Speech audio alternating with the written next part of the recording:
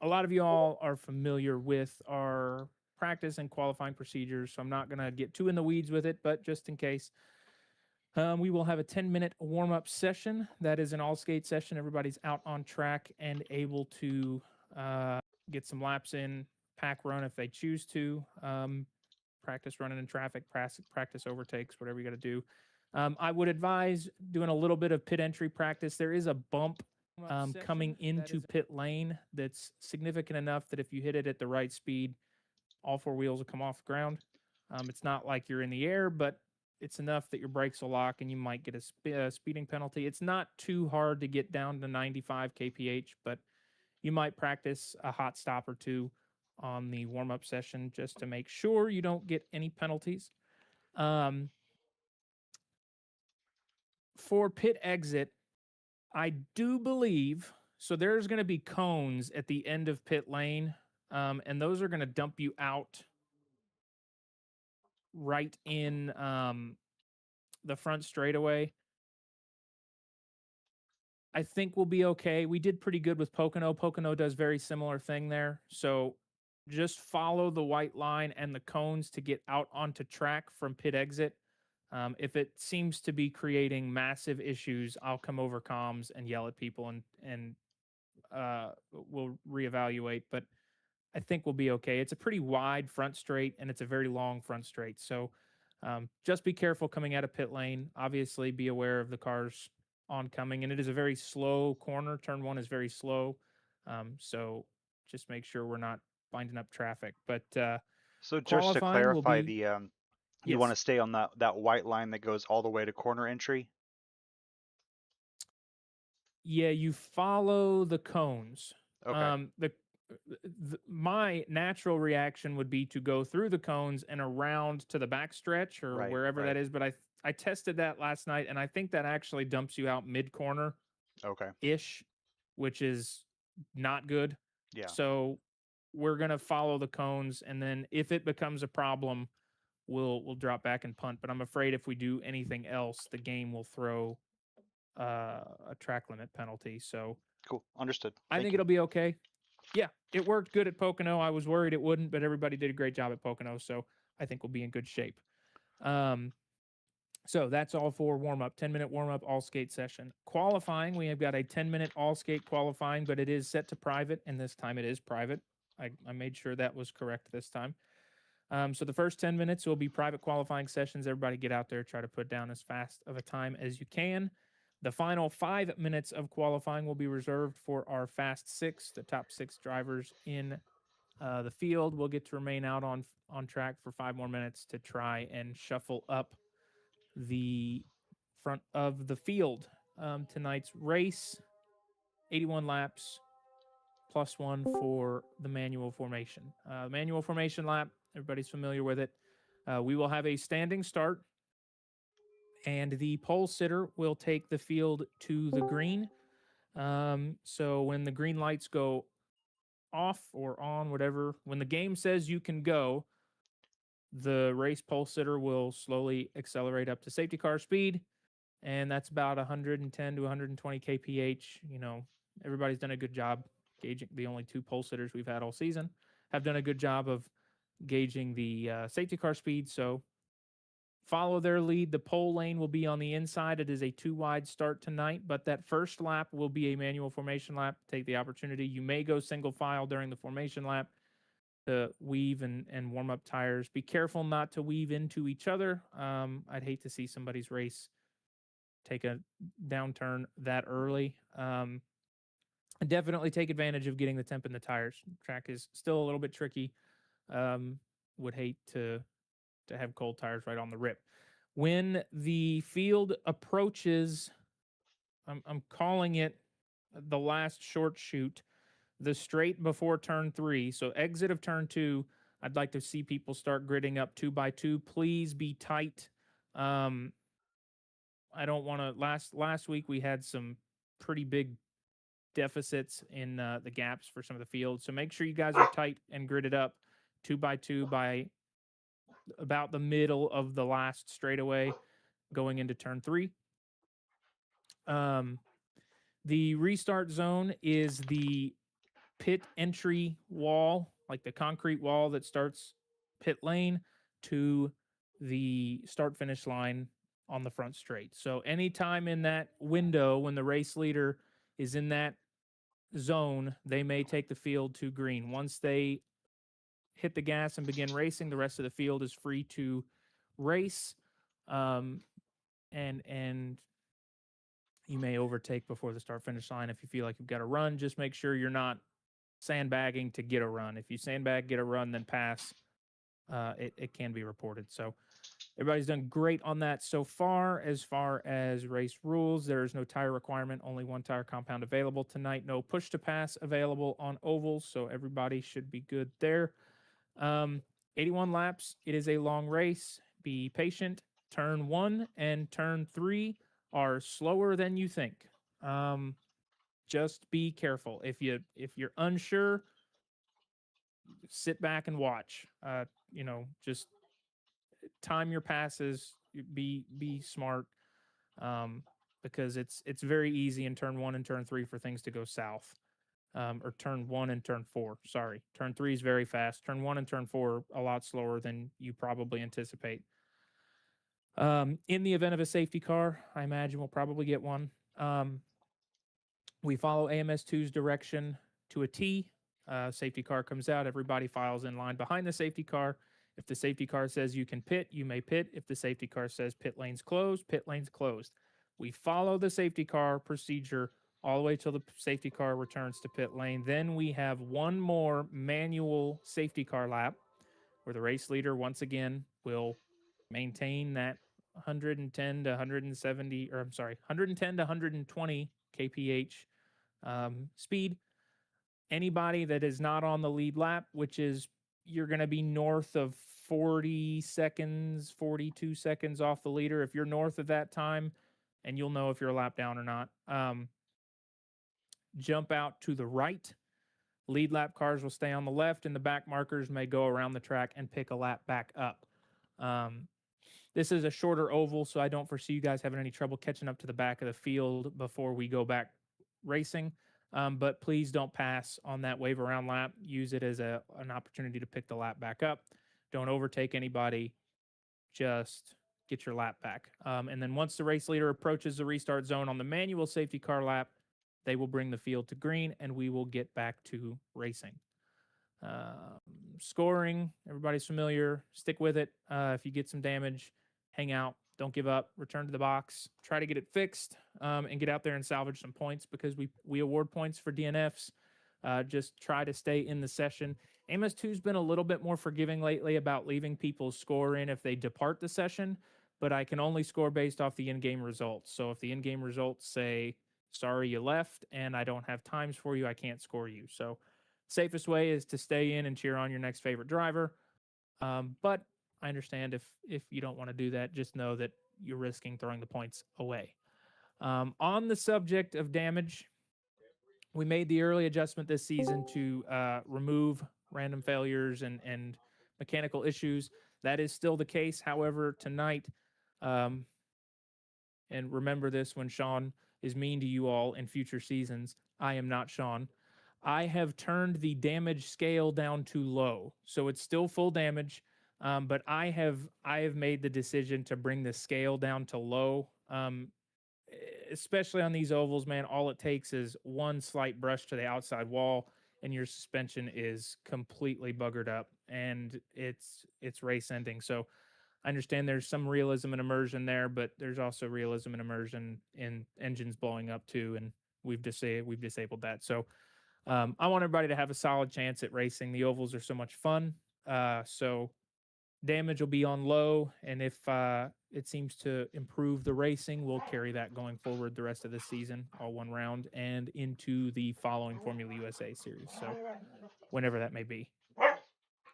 But I believe those are the only changes I've made.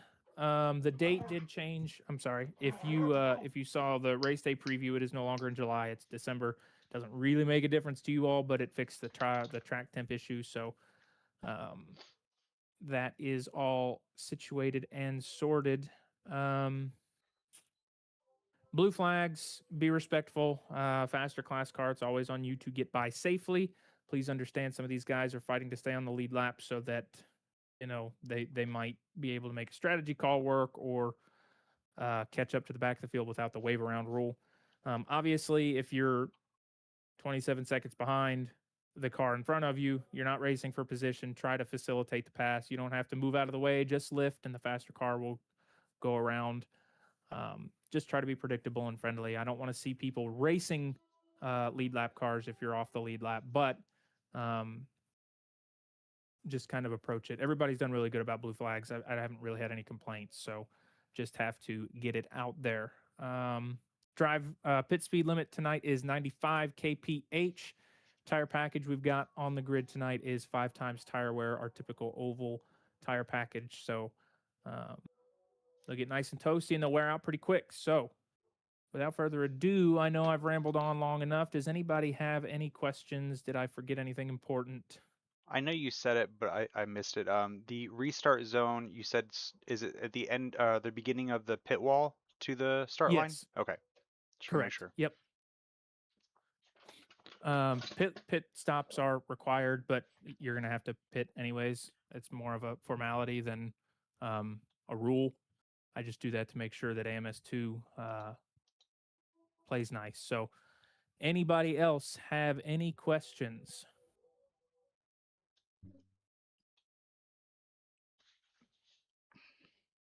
Sweet. No, it's okay Slightly. for me.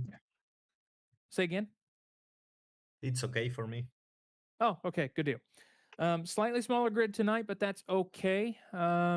Be good points for everybody. We just need to keep Hi-Fi mired down in like P6 or back. If we can keep him trapped in the middle of the field, the championship fight stays well and truly on. Do I have any say in this? No, No, you got to don't. start from pit lane. Yeah, you get a pit start tonight. We BOP'd just Awesome. you. Let's Yeah. go. Okay. Well, if everybody is good and situated, I am going to go ahead and unveil tonight's password. The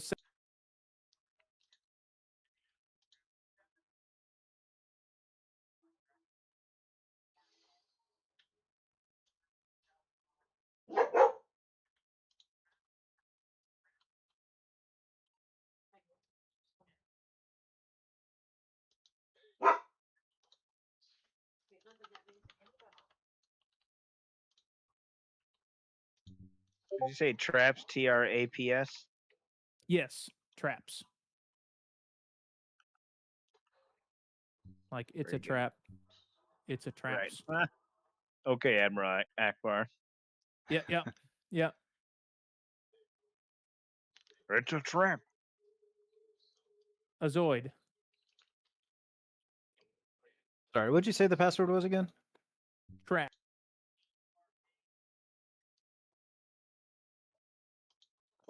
Yep.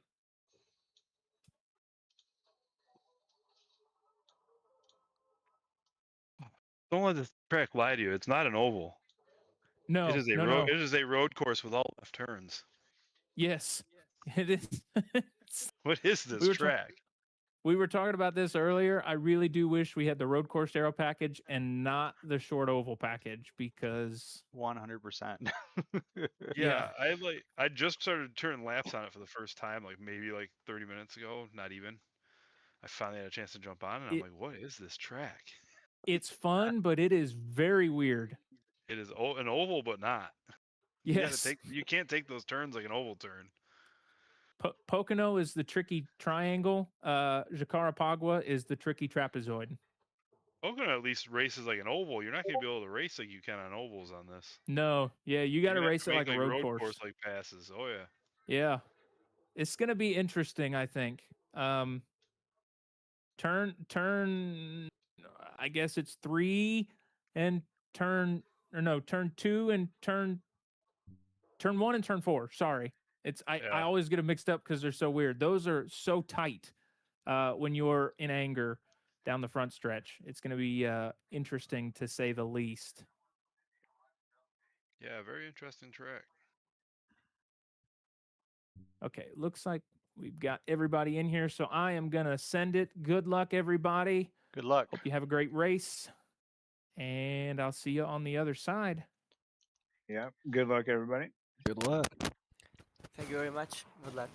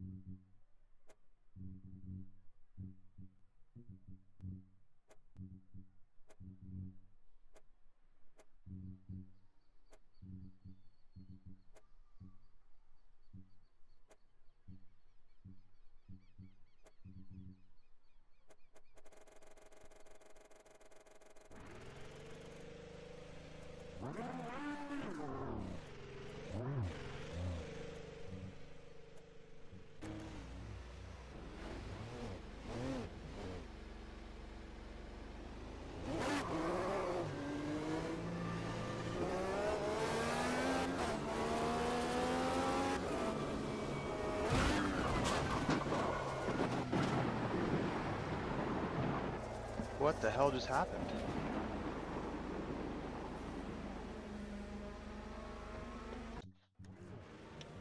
Looks like two cars collided.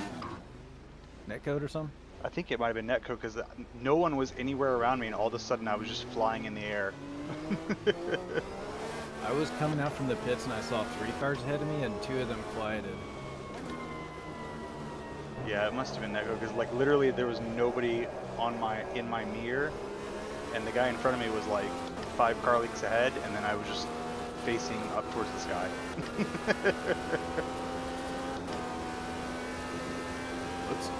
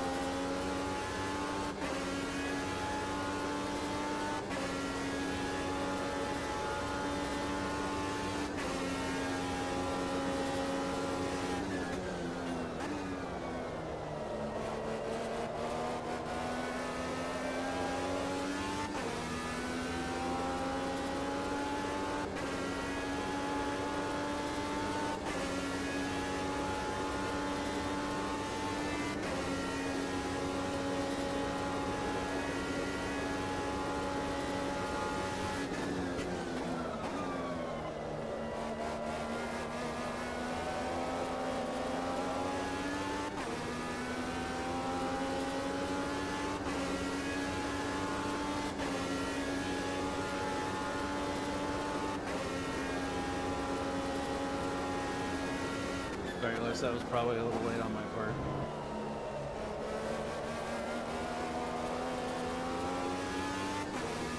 It's not on place.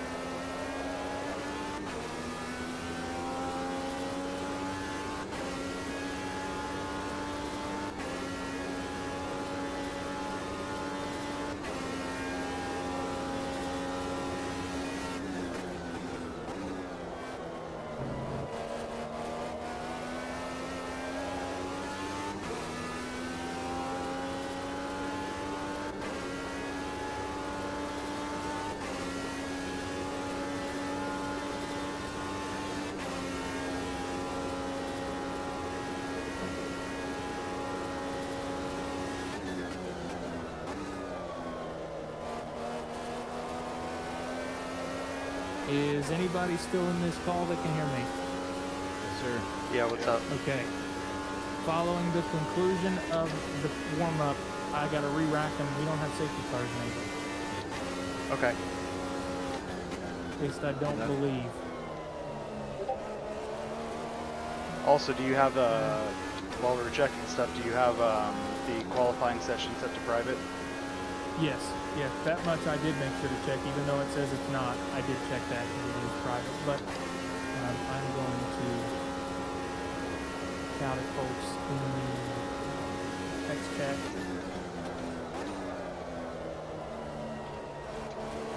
You're gonna restart it into the quali session? Yeah, I'm just gonna go straight into quali.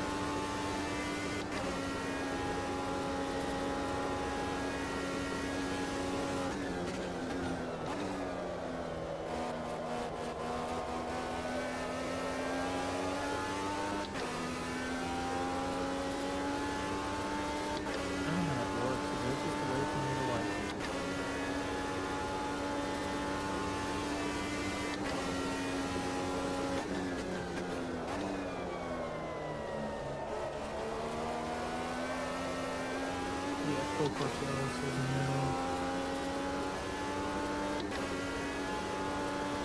Okay, so everybody's leaving the section anyway, so I guess I'll just... Or should I exit? Yeah, if you want to, I'll just set a new session up. I'm gonna tag everybody in the channel. All right.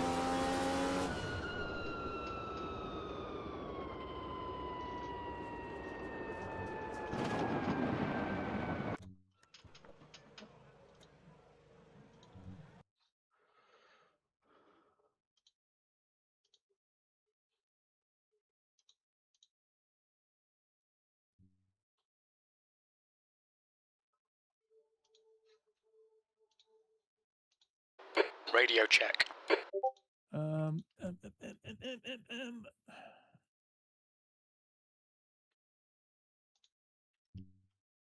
The things that AMS2 updates change on my settings, just wish we could get some consistency. Be nice. Can we go ahead and join back in the lobby, or we need to wait? 2 seconds. Yep. 1 second. Just making sure everything right. It's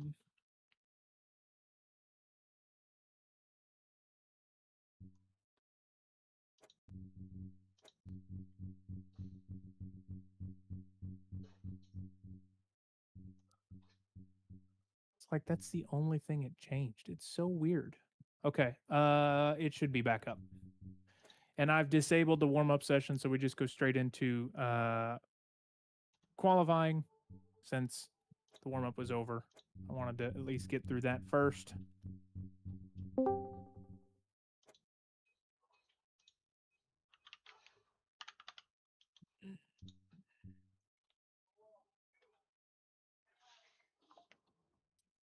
Is the session just going right back up? Yeah, it should be up, is it not? Yeah, I got in. Bailing's in here. Yeah, we got people trickling in now. Round 7.2. That's correct. Because 0.1 was a screw up. Actually, I guess technically it'd be 7.1, but How did you even tell while you were in there? I knew how many we started the lobby with, Uh-huh. and we always have +1 for the safety car, Ah. and we didn't have +1. So Oh, I gotta reselect my library. 1 sec. Okay. I wish it would just remember what the library you like to use is. sometimes it does. Mine usually remembers mine. I think it has to do with how you leave a session Oh, okay. that causes it to forget. I don't know why, but like mine Interesting. remembered mine. Mm-hmm. So if you leave a session in anger, it forgets. Yes, that's probably it. Rage.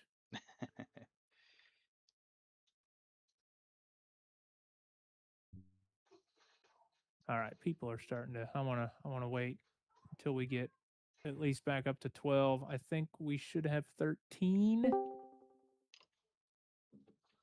And I'm not gonna lie, I'm kind of bummed that this series doesn't have the driver rating enabled, because I think with all the clean racing, I probably would have gone up a couple ranks. I was told when we started doing this that that was bugged. Mm. I don't know if it still is, but that's actually the only reason I haven't done it. Yeah. I think the highest I might have gotten up to E before, but those online lobbies are vicious. Oh yeah, And yeah. usually, if it's you brutal. can survive lap 1, turn 1, then you're on for a pretty good race. But that's the hard part. If it's a full lobby, it's a melee. Yeah, it's nuts. Are me and Mittens in the we wrong missing? session? I think Yes, so. you are. Okay. Yeah, that session did not have safety cars enabled, so I've created a new one with safety cars and just bypassed the warm-up session. Wrong one, Super Goose. Sorry. You could take it up with the series admin. I'll put you on the phone with him here in a little bit. I think I'm already on there.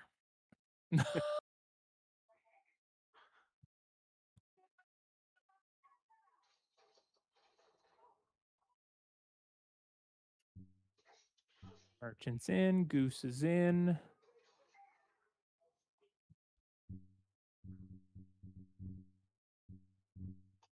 Anybody else? I think we're waiting on Mittens. And I think once Crazy Mittens gets in here, we should be good. And Dickless Rage. Oh, Dickless Rage. Yes. Mittens was just How could I- another one with me. Well, I How mean, could I forget the...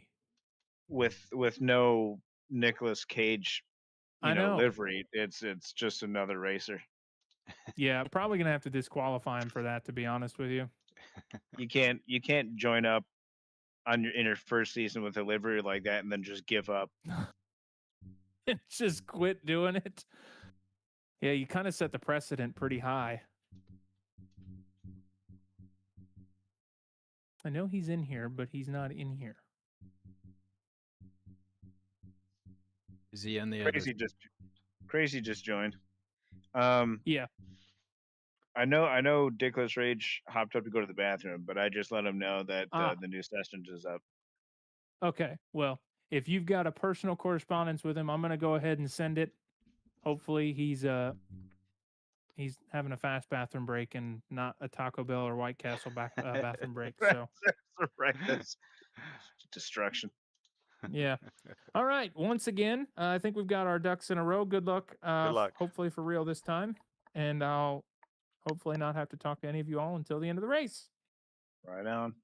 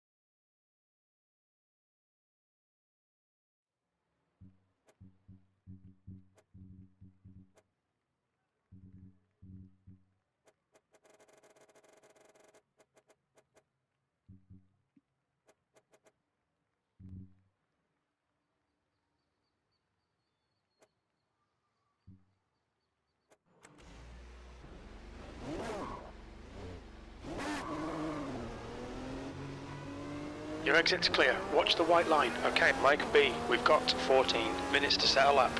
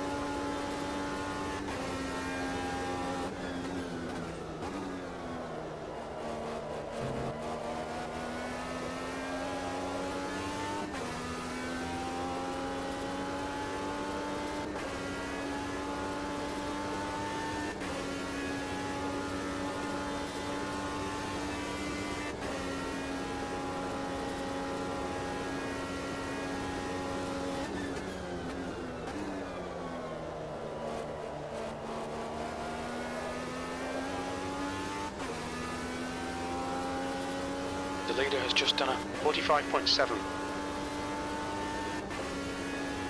P2.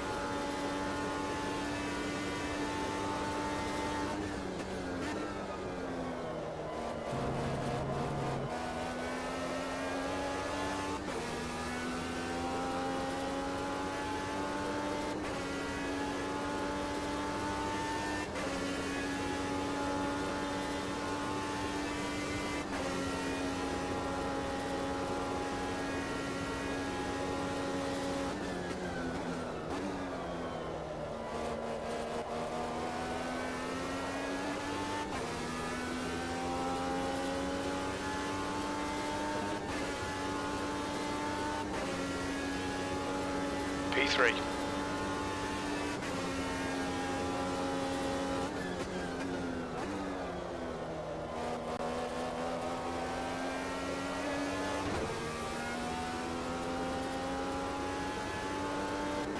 Alright, Mike B, your water and your oil are both looking pretty hot right now.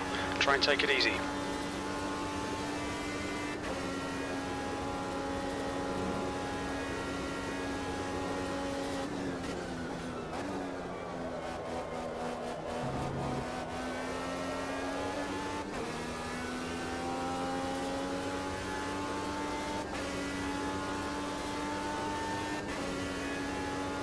That's your fastest lap.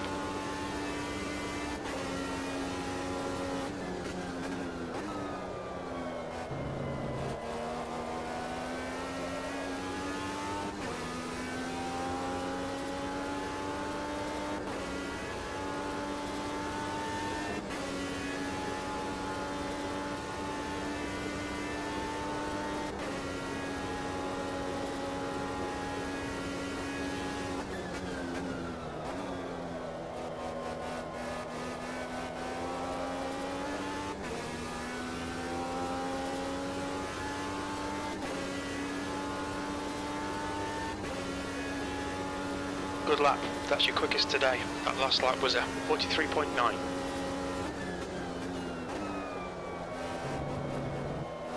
Carlo, inside's clear.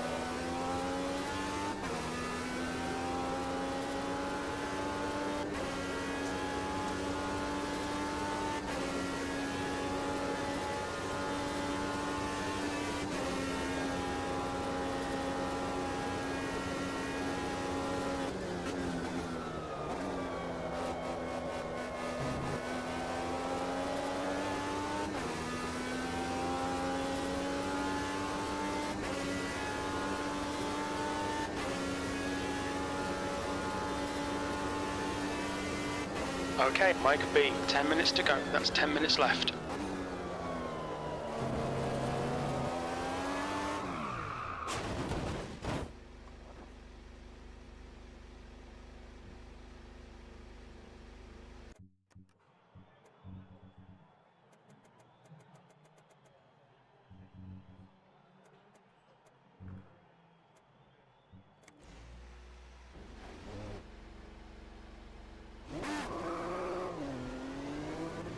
The pit exit's clear.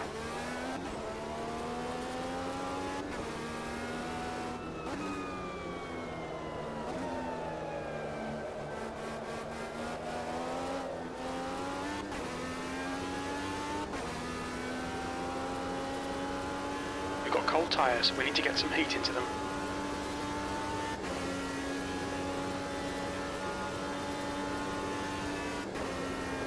Yellow flag, your engine temperatures are okay. All clear on engine temperatures.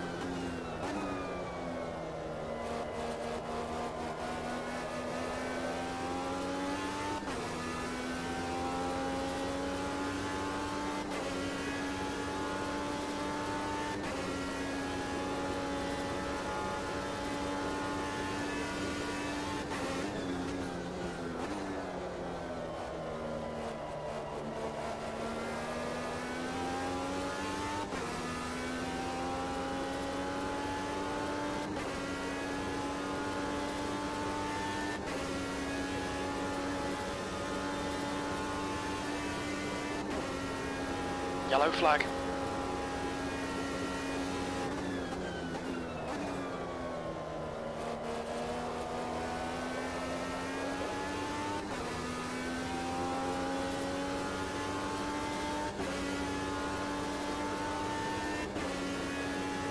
P5.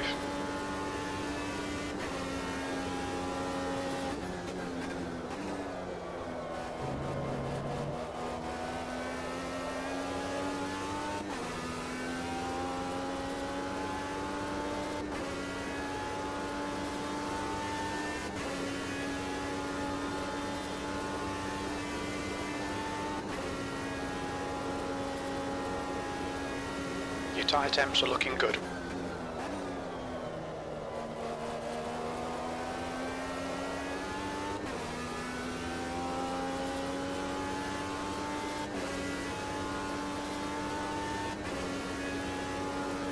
That lap was a 44.1. Yellow flag.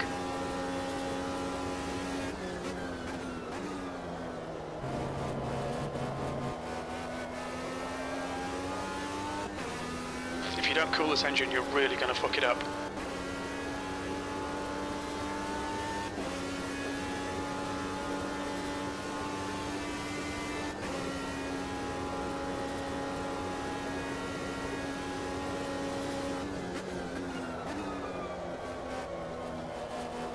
Car high.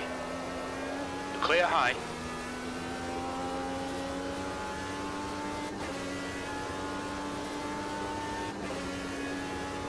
You've just done a 44.1.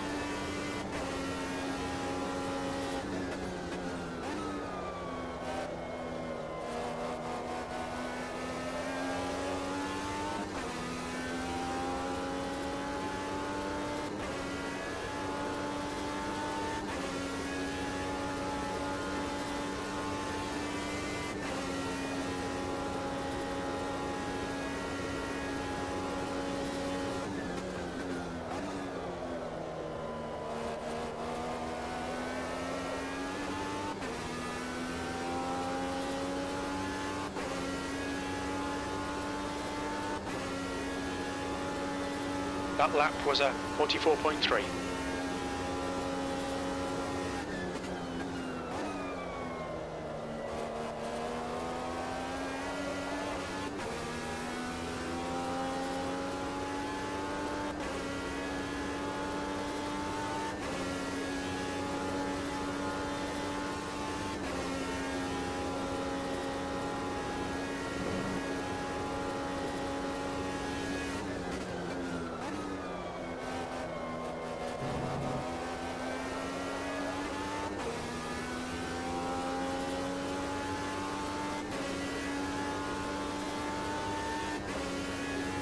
Okay, Mike B, 5 minutes to go, 5 minutes left, P4. That's your quickest lap. Your lap time was 43.8.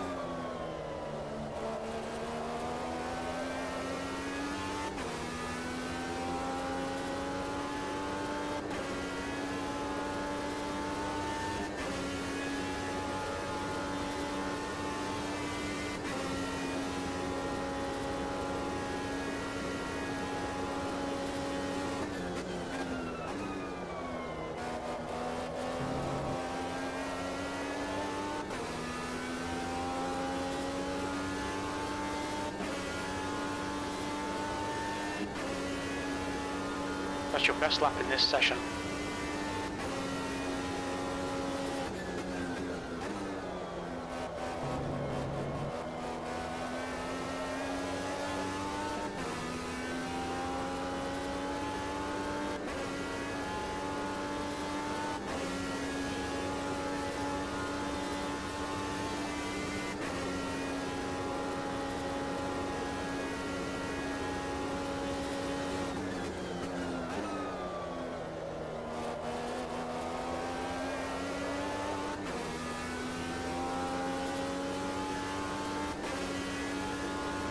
Okay, Mike B, you've got half your fuel left.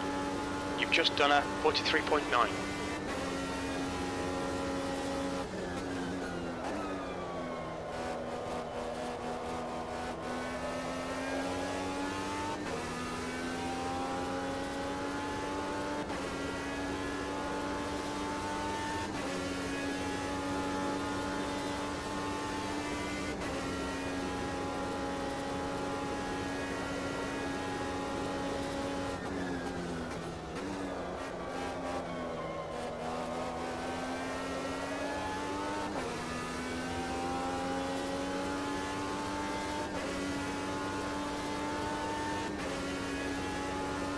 Your last lap time was a 43.9.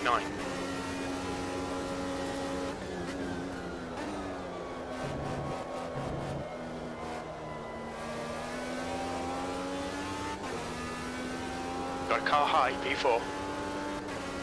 Clear high.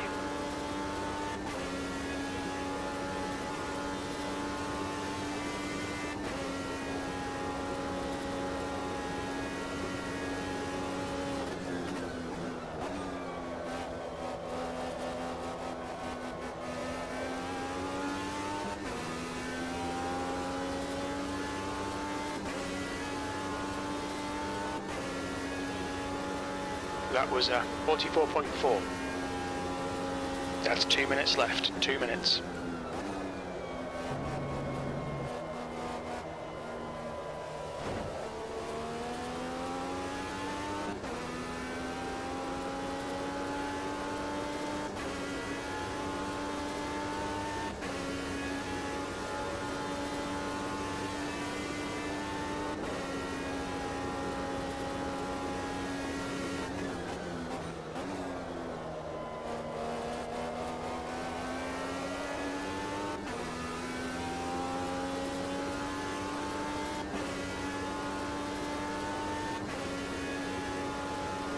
You've just done a 45.0.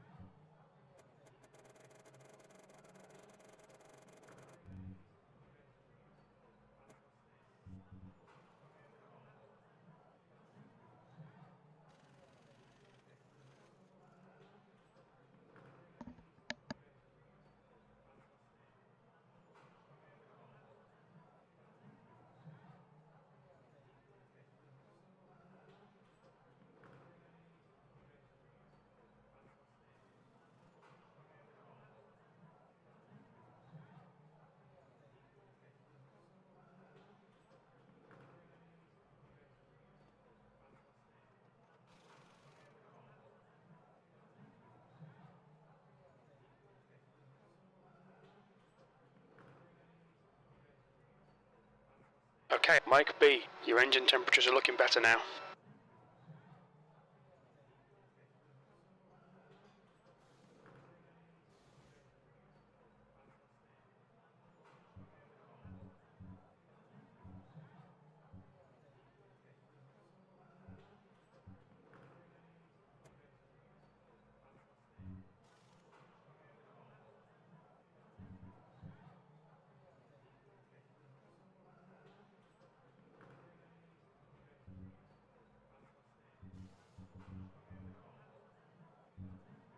That's the end of the session. P4.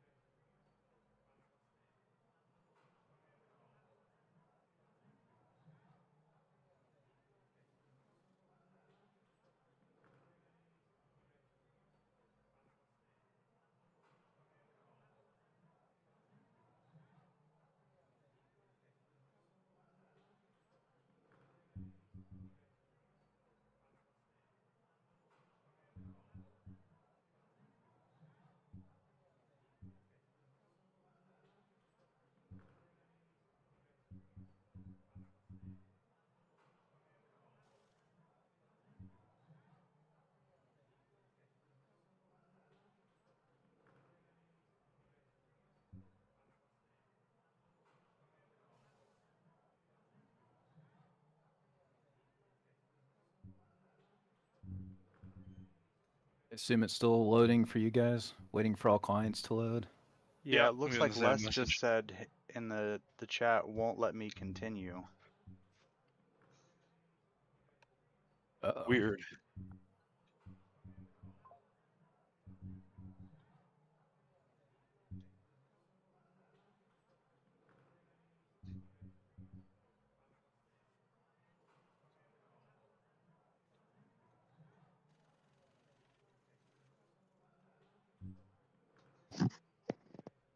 I had to reload my game. I wasn't getting any frames at all, so hopefully it's better this time. 82 laps. Oh, Pit window there it goes. opens on lap 1.00. Everybody P4. in?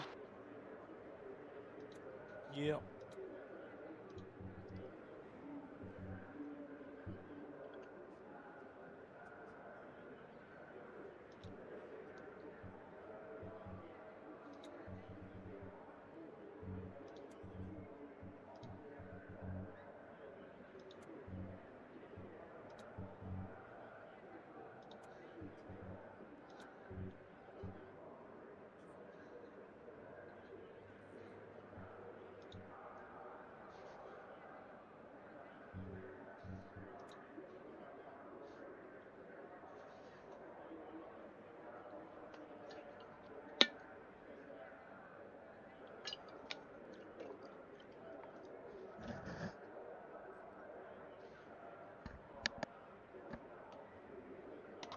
All right, good luck, everybody.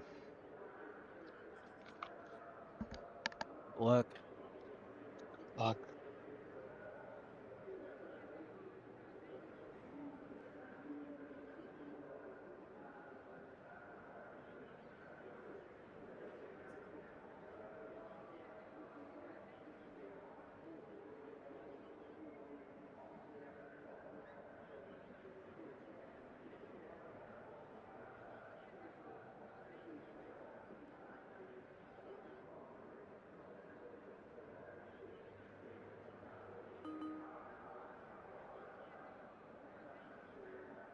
$16 seconds.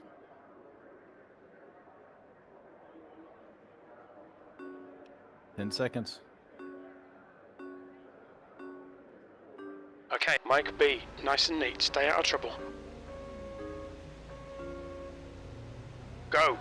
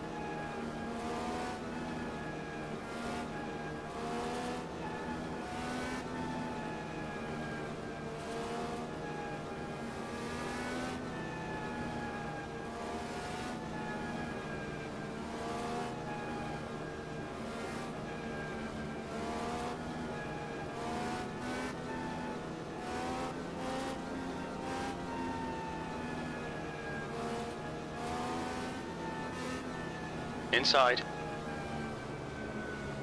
He's still there. Clear low. Car low.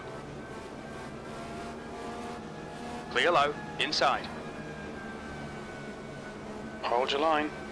Clear inside.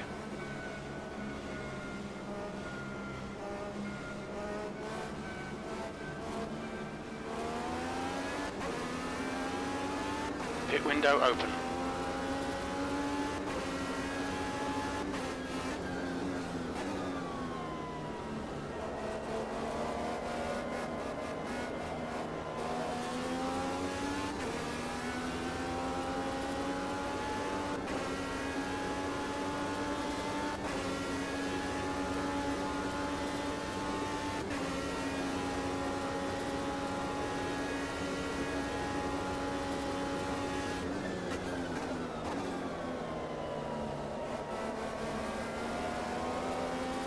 Alright, Mike B, the next car is Cactus 1.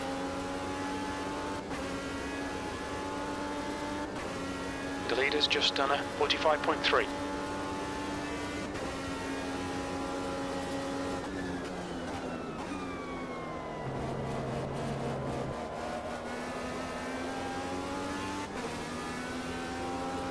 The gap to Matty behind is now 0.7.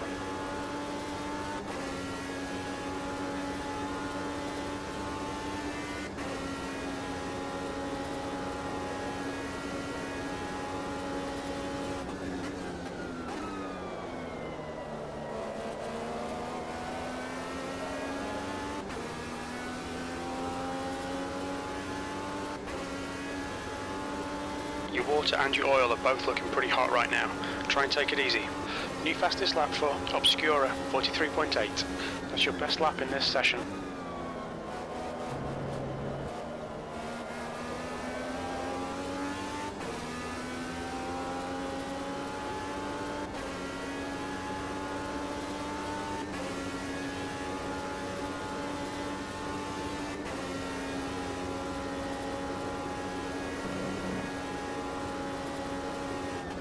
Car low. Clear low. Got a car low. Clear inside.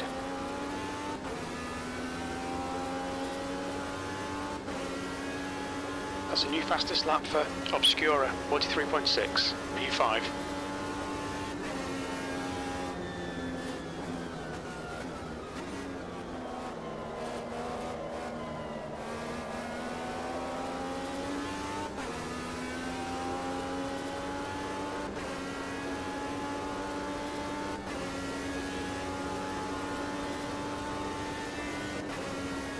The car in front of us is now Matty.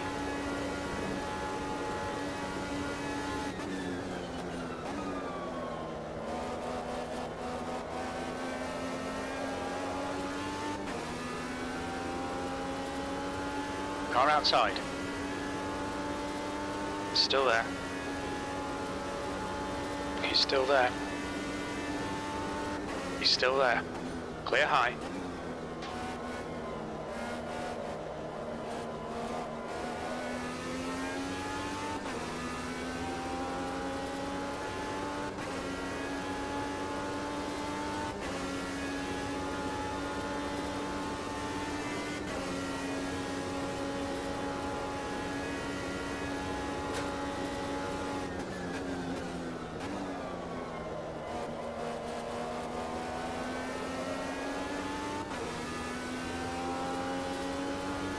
The leader has just done a 43.4.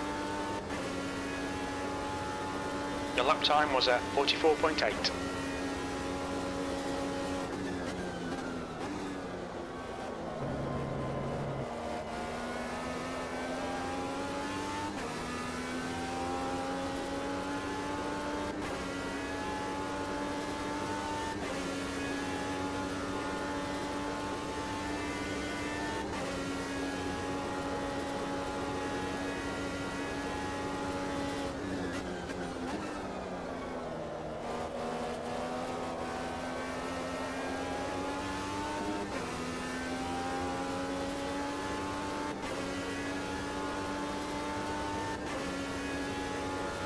The gap to Matty ahead is now 1.0 seconds.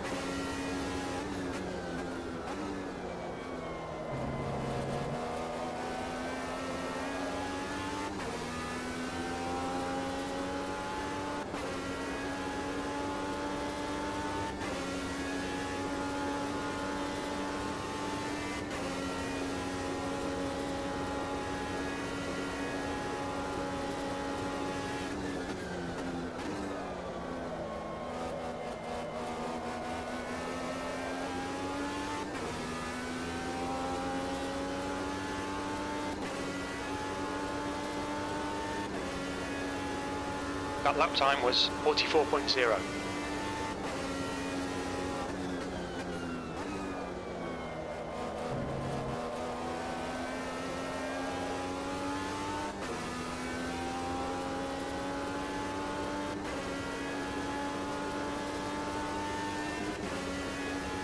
Okay, Mike B. The next car is Cactus 1.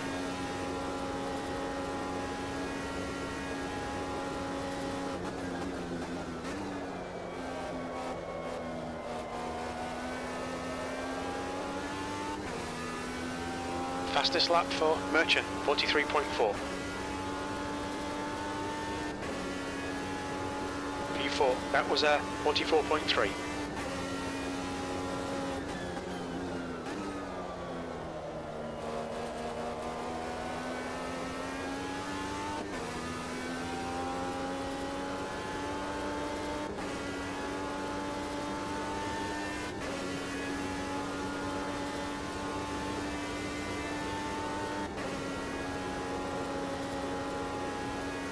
The gap in front is now 2.9 seconds.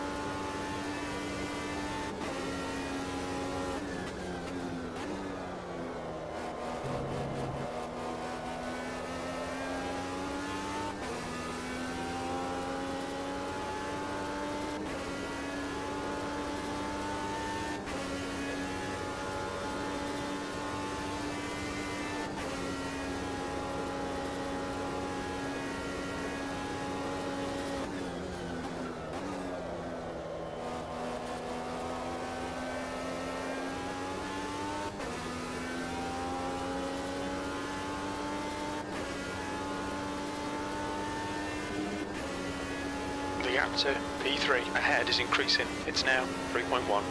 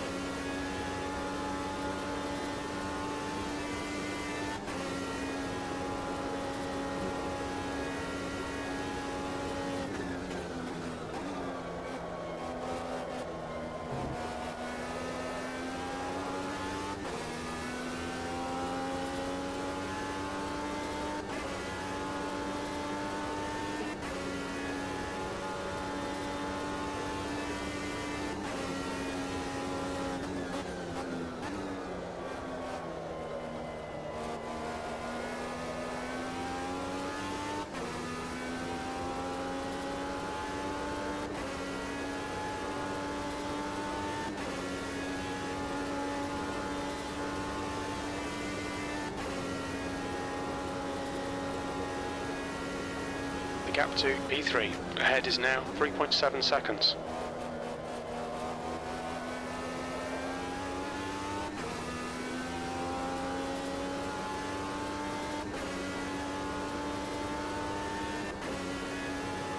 That lap was at 44.4.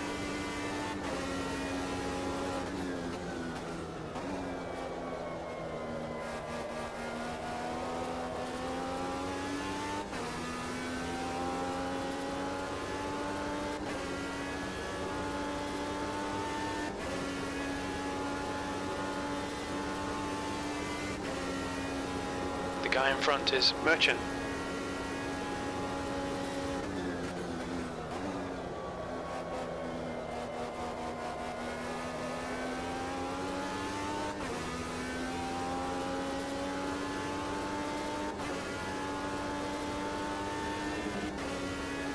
That lap time was 44.5.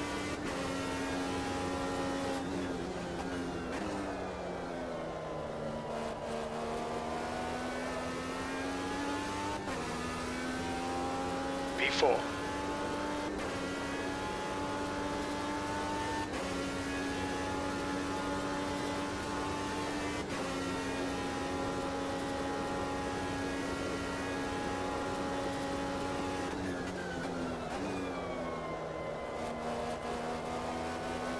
seeing a bit of wear on your right front.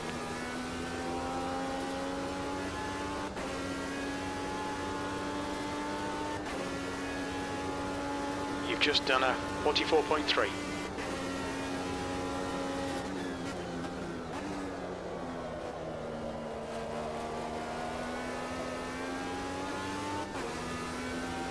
Okay, Mike B. The next car is Cactus 1.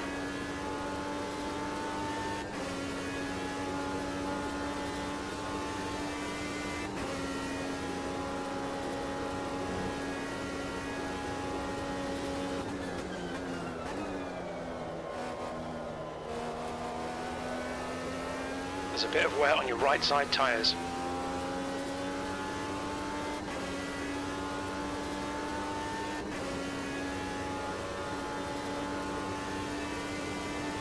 That's good consistency, keep it up.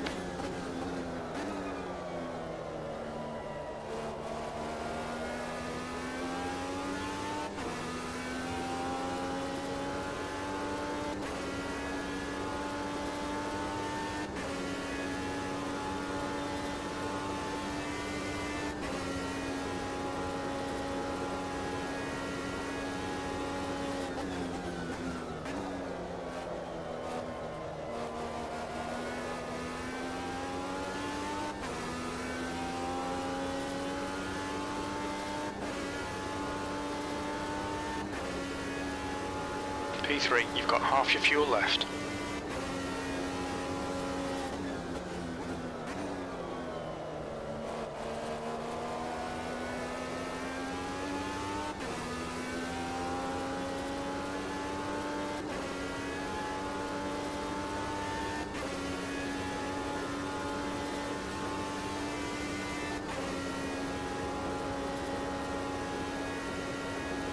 Merchant is gaining on you. The gap's now 3.4.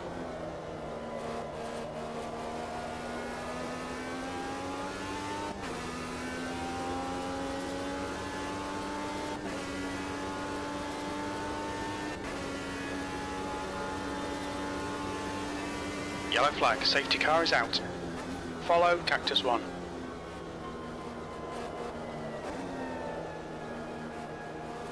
We think Flores has gone off. Flores is now retired.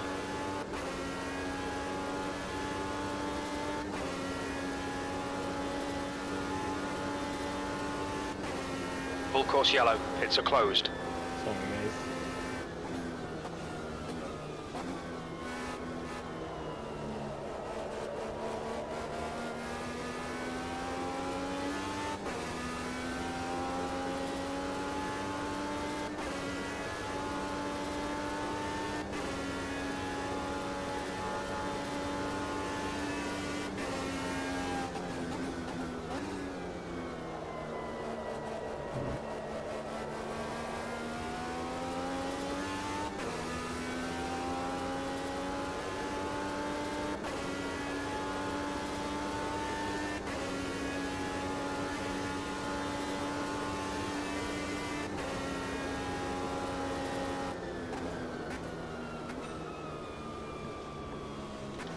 Backing up in the last turn.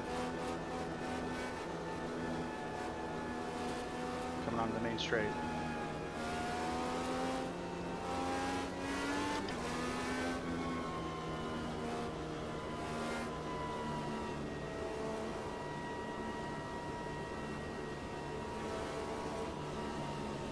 Pits are open.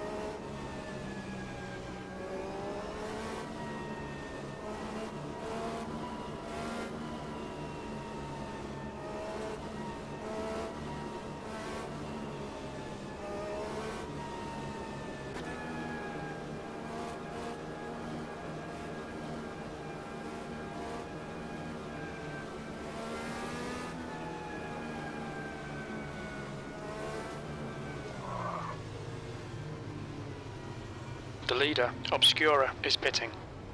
Look out for the pit speed limit. Did I do that, Matt? Yeah, the car in front of me is checked up pretty hard too, right? So I had to stop to avoid hitting them. I'm so sorry, man. Sorry.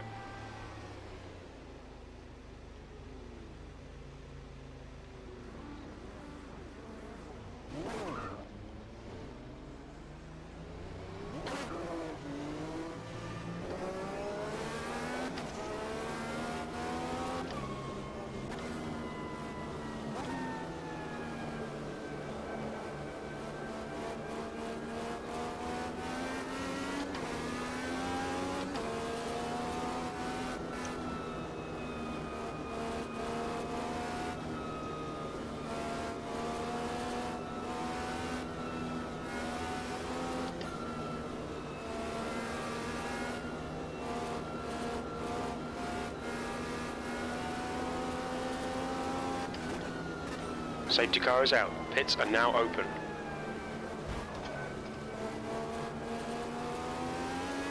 Safety cars on front straight.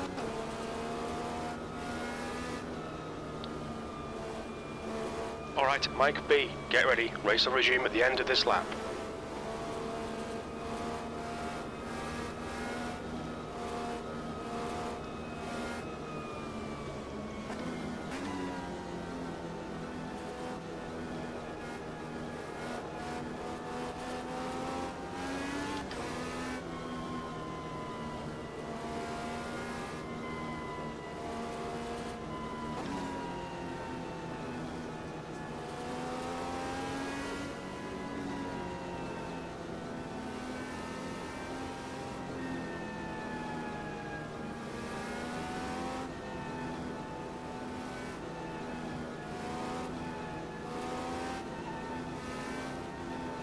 Heads up, prepare for green flag.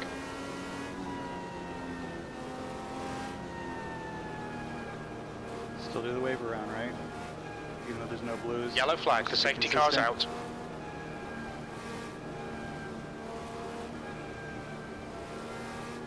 Sounds good to me. Green, green, green, let's go.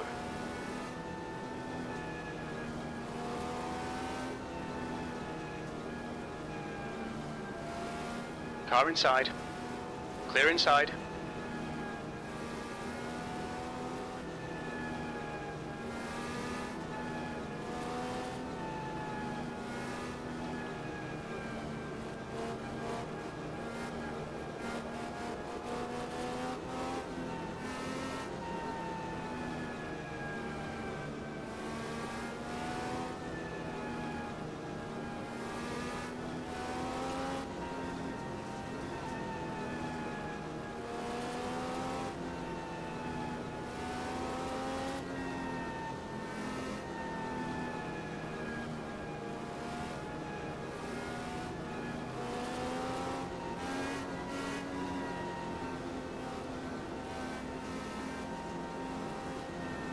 Oh, I totally forgot to go into fuel saving mode. Whoops. Cold tires all around. At least you won't forget to switch it back off Right. as fuel saving mode at green, like I've done several times in races. I've done that before too. Did that last week Why actually. is everybody faster than me?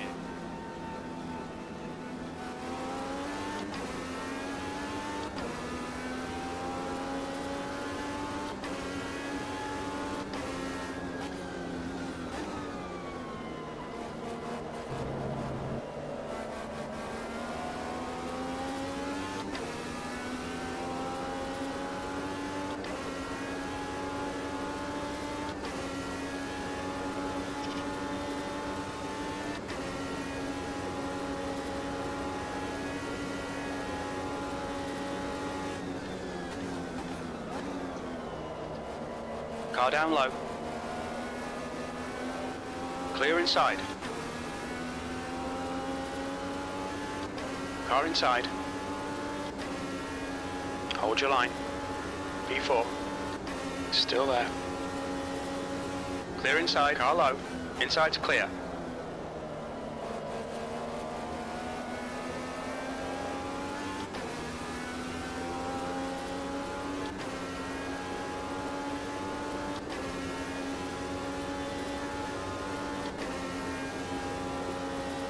Tyre temps are good. The guy ahead is Merchant.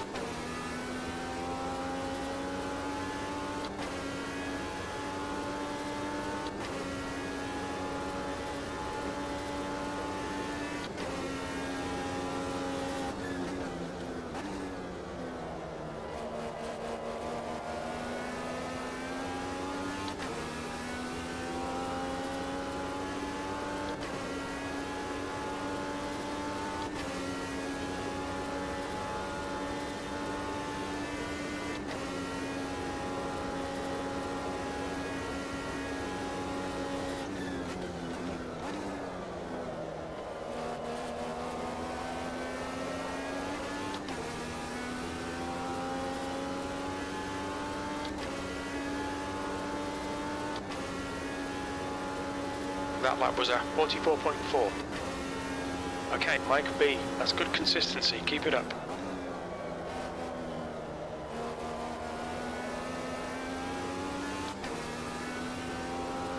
P4.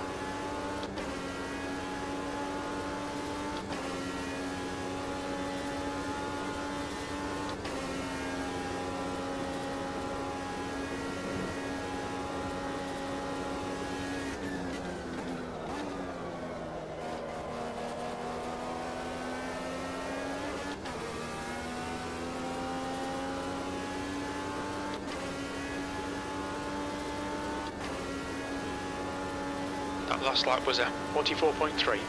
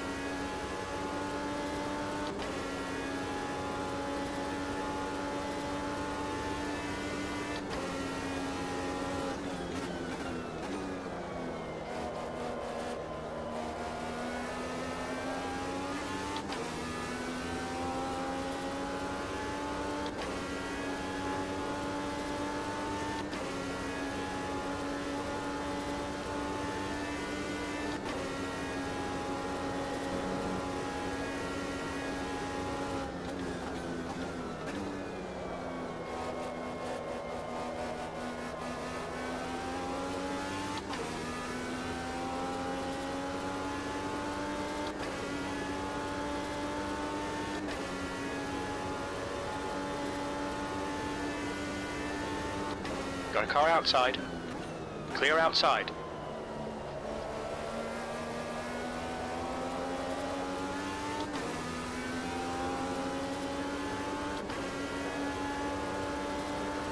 Car outside.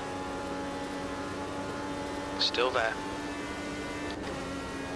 Still there. Clear outside.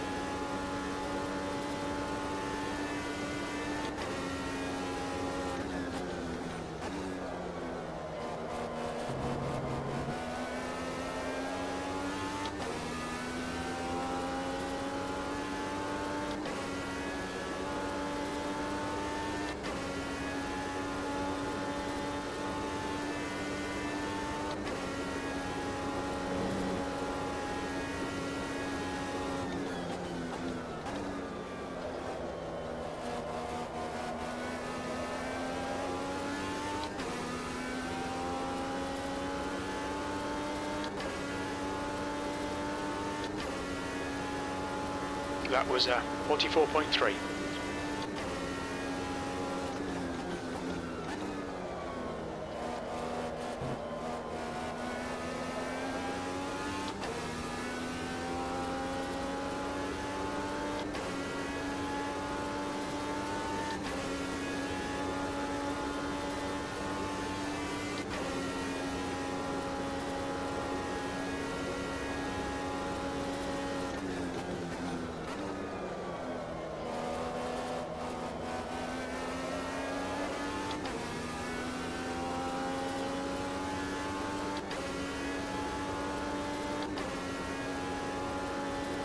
You've just done a 44.3.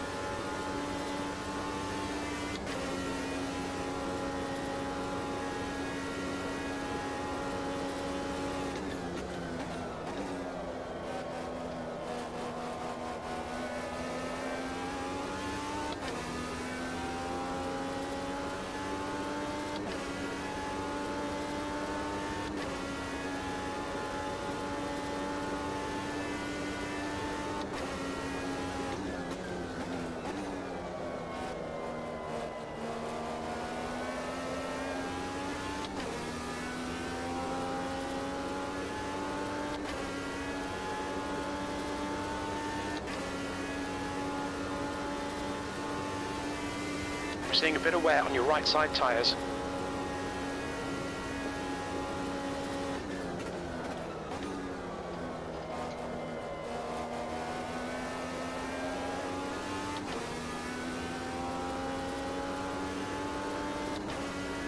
Okay, Mike B, you've used half your fuel.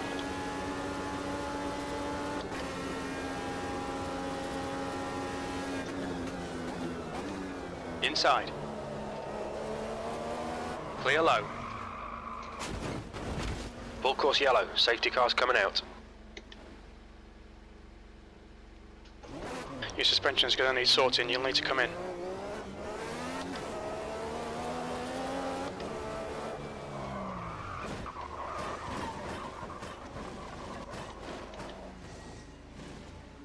You've had a lot of air damage there, mate. The bodywork looks pretty fucked.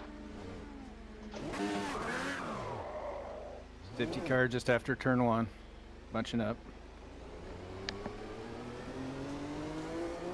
Yeah, it's me. My car's pretty wrecked. I'm trying to make it down the back straight now, so just caution coming through.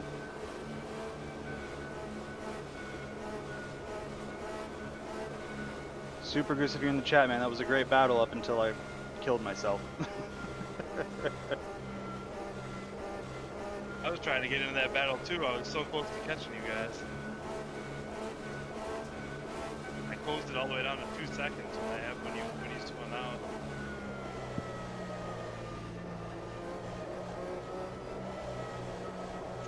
Safety car just drove Dude, I right through couldn't me. tell if that was...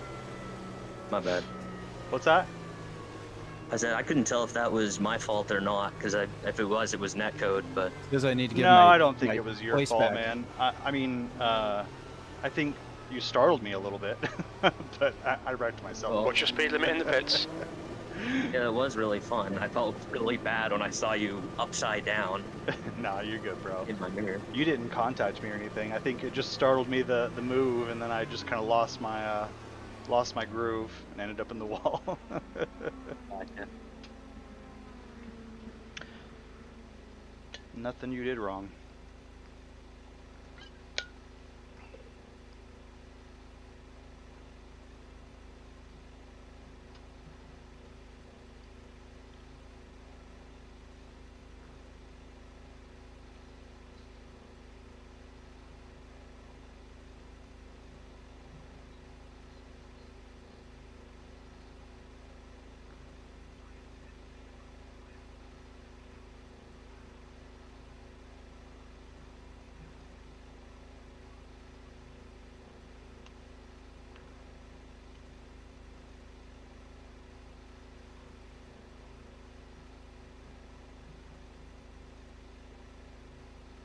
Come on, let me out.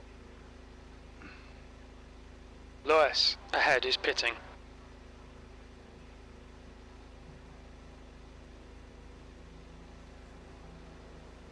Your engine temperatures are now back to normal.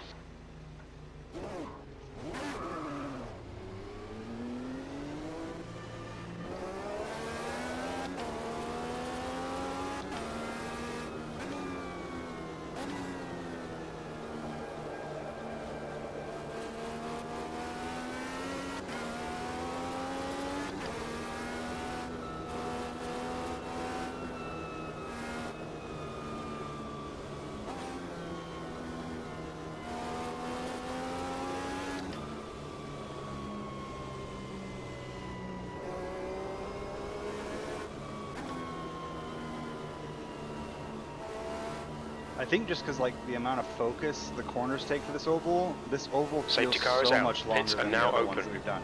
I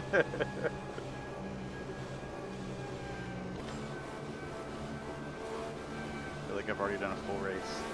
It's like an oval with road course turns. Right?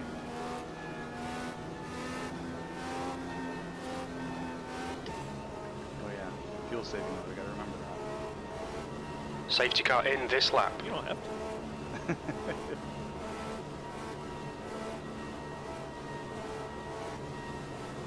Lewis, in front is pitting.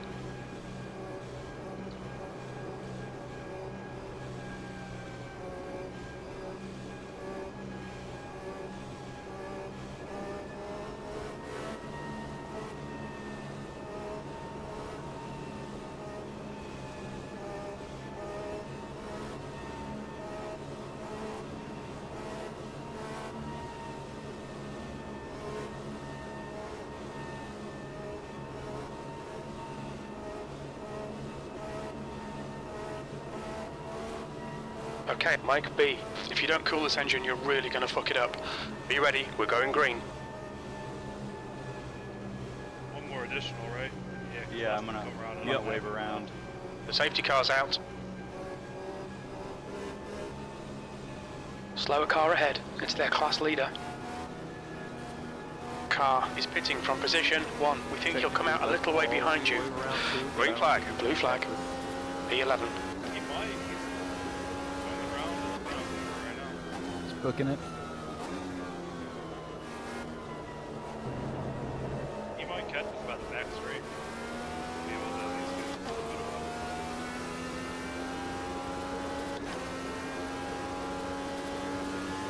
I gotta slow up Your a tyres are little cold, watch out.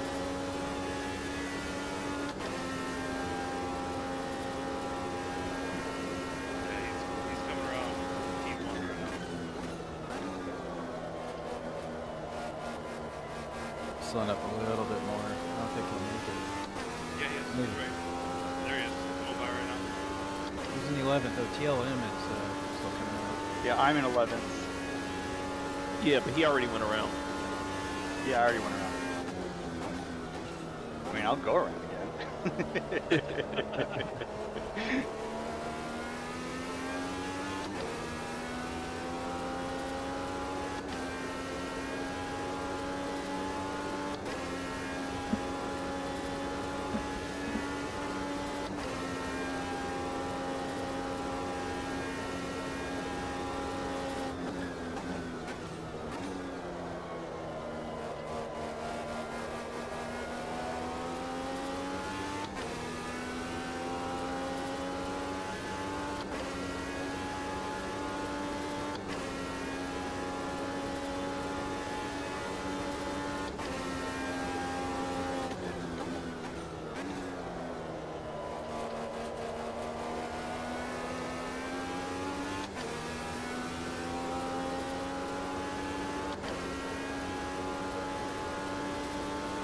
We could get one more High safety temperatures car are good. for another wave around. I wouldn't be mad about it. You might get your wish. Somebody just went in the wall. Hope Oh you shit, didn't get somebody any did just go damage in the from wall. that. I did. I didn't get any. That wasn't me. Somebody else in front of me went in the wall. Yeah, it was. They didn't wreck hard enough. I got a little bit of damage, but no problem. That lap time was 45.2.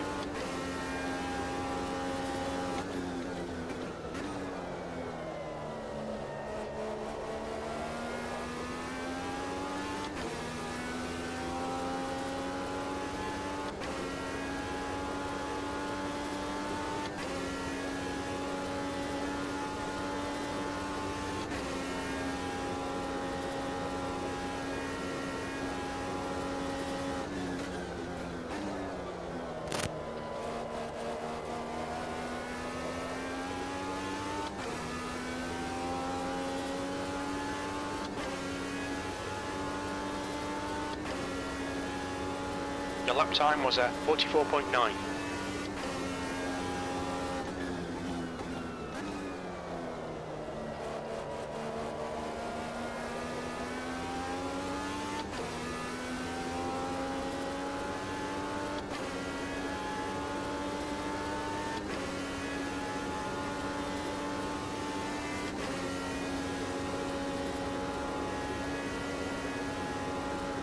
P11.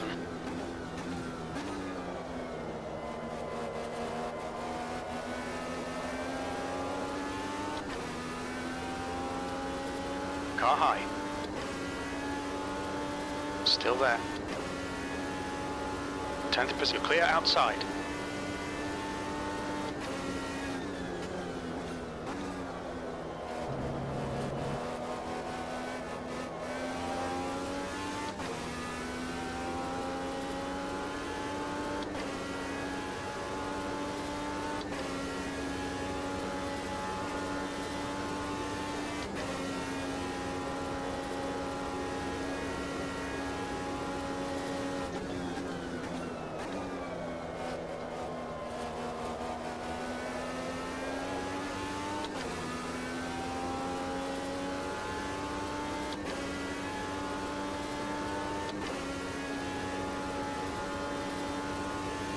Your lap times are improving, this is good.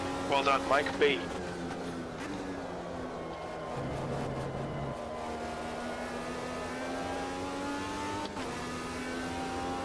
The gap to P11 behind is now 0.8.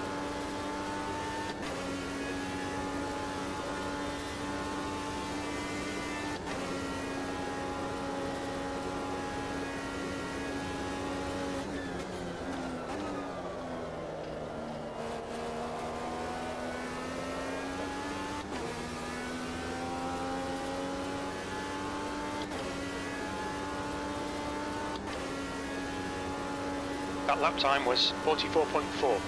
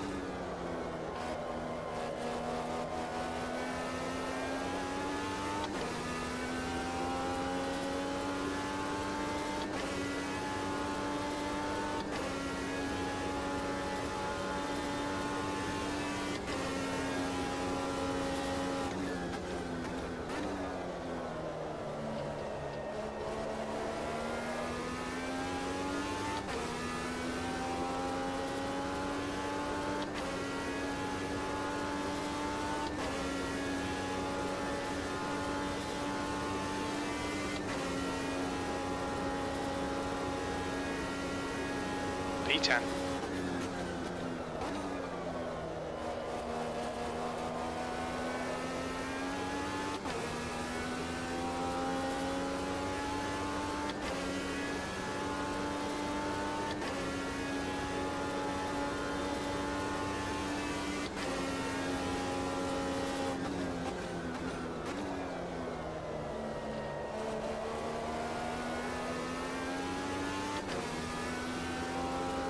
The gap behind is now 1.9.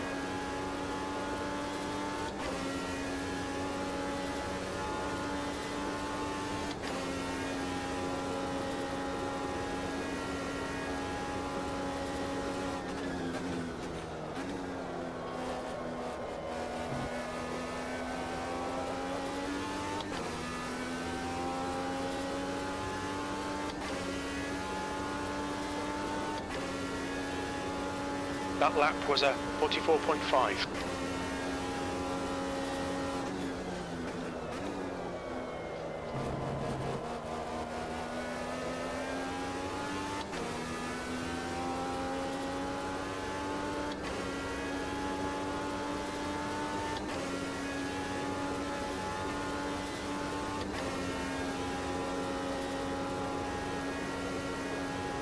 Merchant is now leading.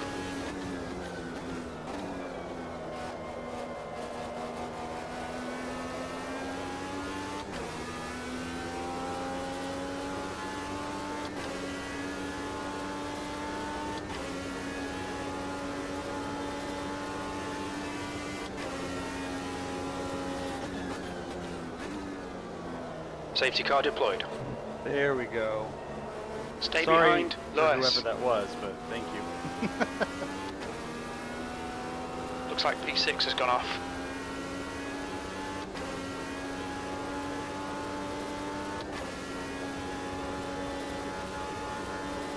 Safety car's out, pits are closed.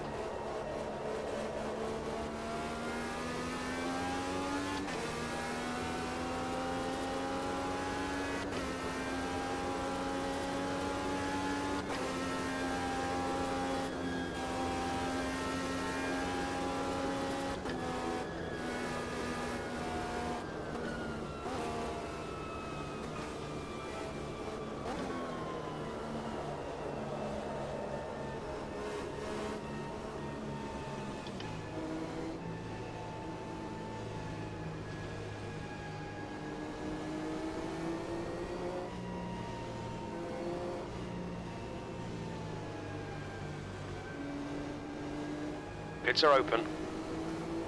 The fuel just adds to what you have, right?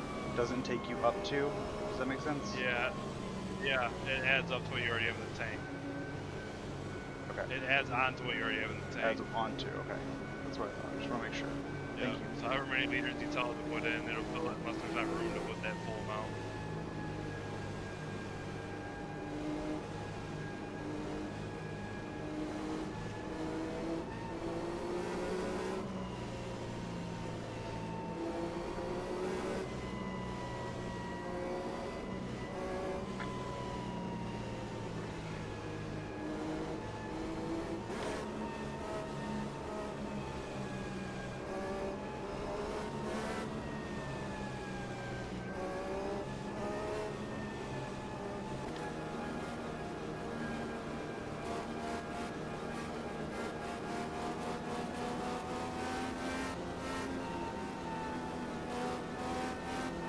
The leader, Merchant, is pitting. Watch your speed.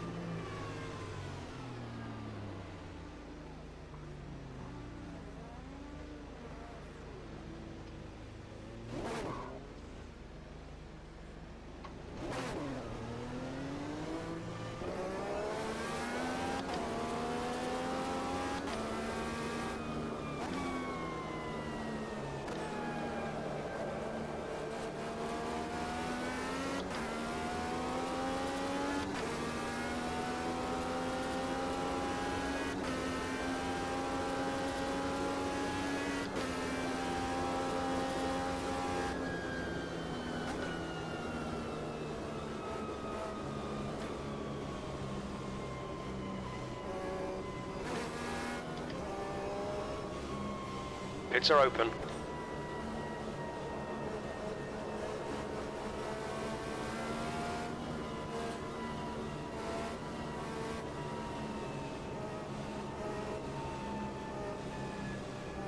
Okay, Mike B, get ready. Race will resume at the end of this lap.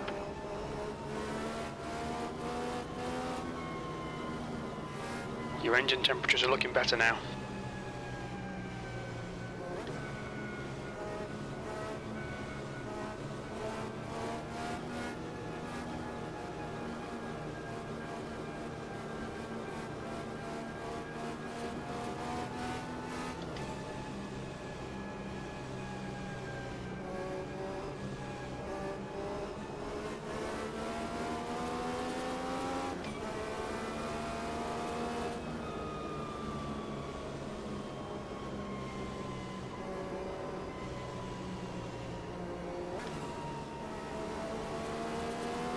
Get ready, safety cars coming in.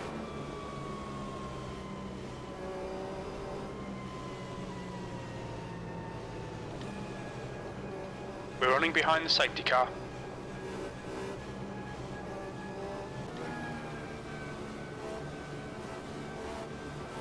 Green flag, we're racing. Blue flag, the oil and water temperatures are both high. You might need to take it easy for a bit. Don't Outside. pass, dude. Don't pass. What are you doing? Whoever that Hold is. your line. You're not supposed Clear to. high. Blue flag. Don't pass. Are we supposed to pass under? We are one lap behind. Car high. Yeah, but Yeah, not. we You don't were- pass Okay, like wait, not you, within not you, the. okay. Clear there, high. Yeah. There you go.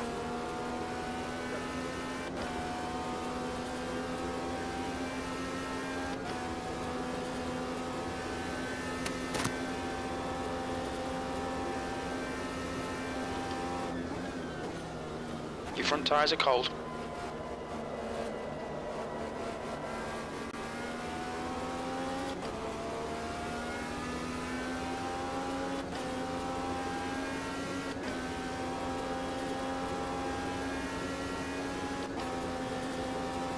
We can catch the field, Nicholas Rage.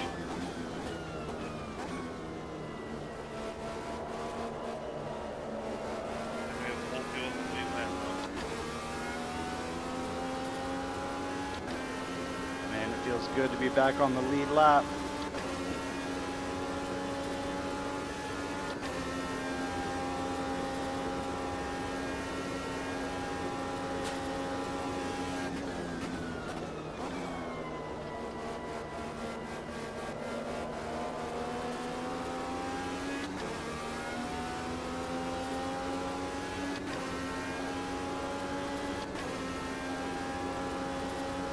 We're setting the pace.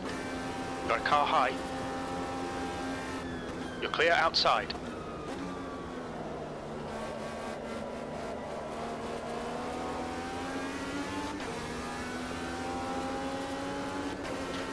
Car high. Still there. Still there. Clear high.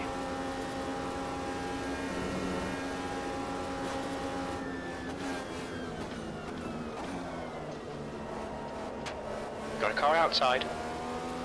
Clear outside.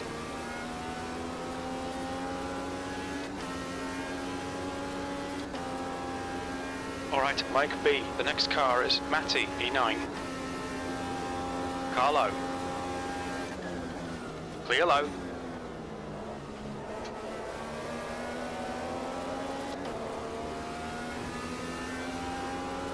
Car outside. Still there. Still there. Hold your line. He's still there. Clear high. The car in front of us is car outside. Clear high.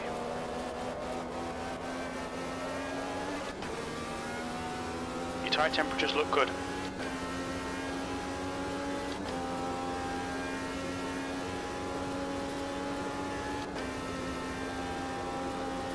Outside. Still there. Clear outside.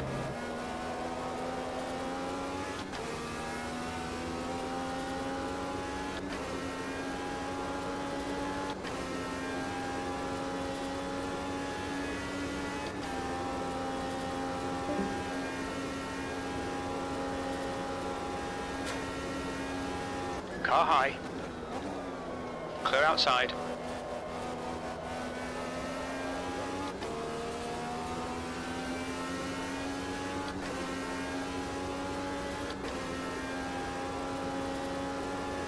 You've just done a 44.9. Inside. Still there. Clear inside.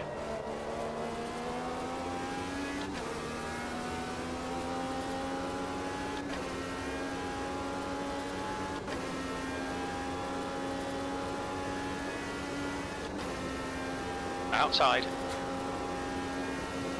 Hold your line. He's still there.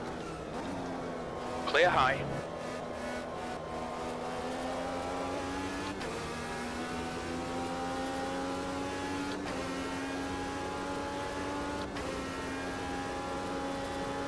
Got a car outside, P9.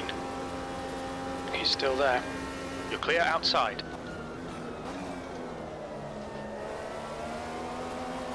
Oh, damn it.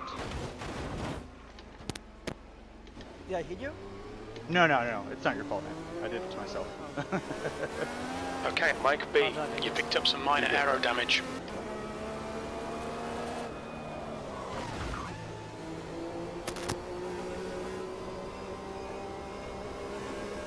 The bodywork's in pretty bad shape. We might need to fix that.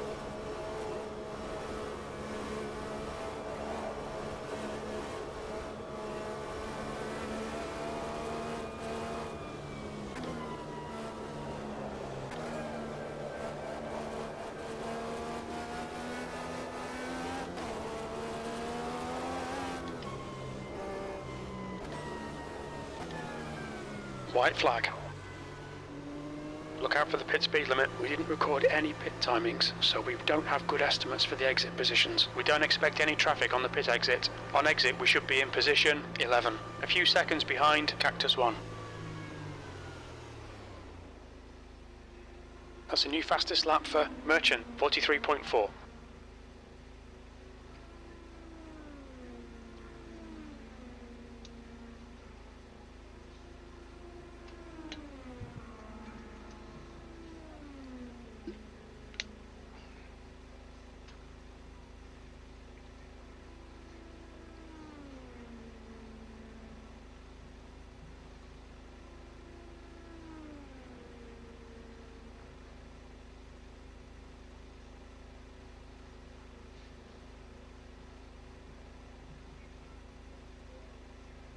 Go, go!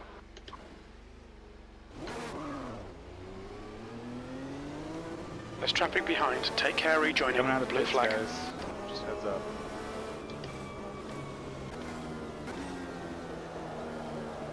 You kidding? Your engine temperatures are okay. All clear on engine temperatures. That sucks. We've got cold tyres. We need to get some heat into them. Third time I've done that. Blue flag.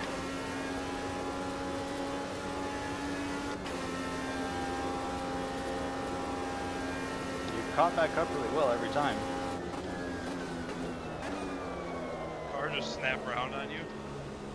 Car low. Yeah, and that Clear second low. turn. Or no, first turn. Yeah, D1's the hardest one. That one is still up to snap on you. That's what happened to me at the beginning of the race. P11.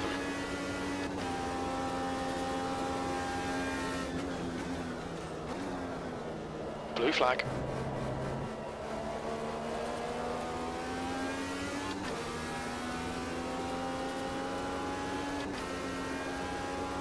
Yeah, the same corner's got me twice this race. Alright, Mike B, your water and your oil are both looking pretty hot right now. Try and take it easy.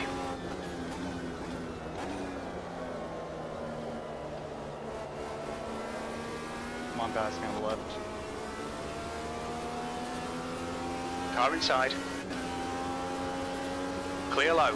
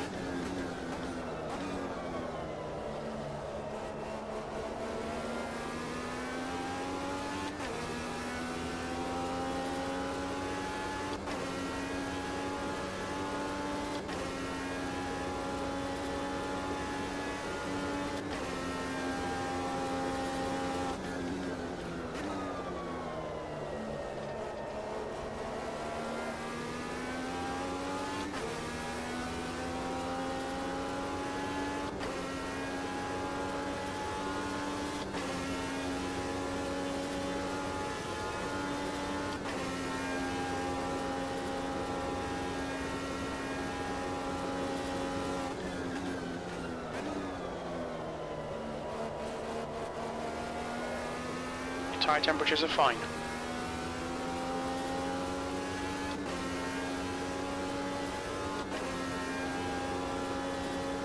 P11.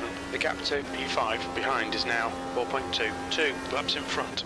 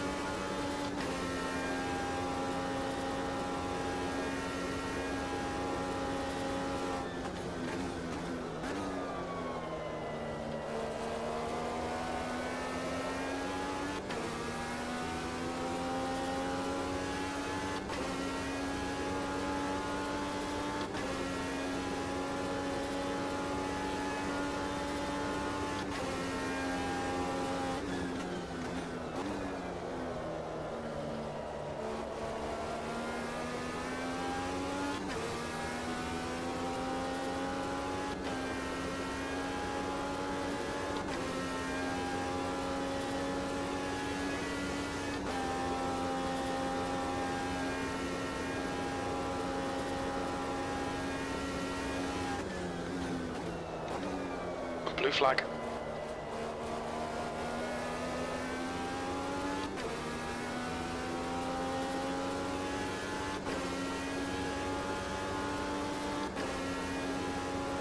Your last lap time was at 45.2.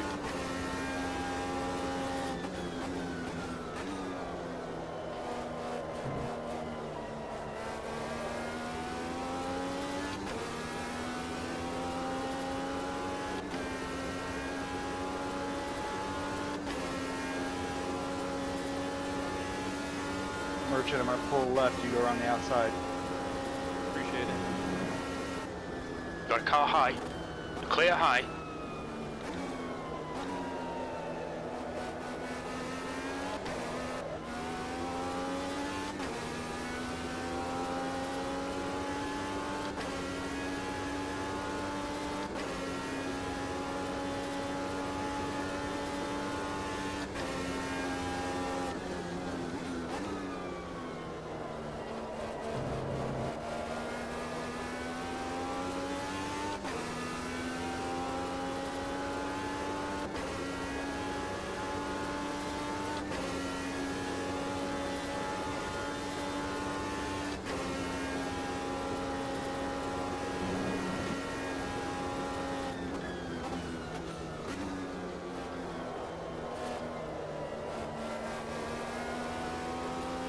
The car ahead's pitting.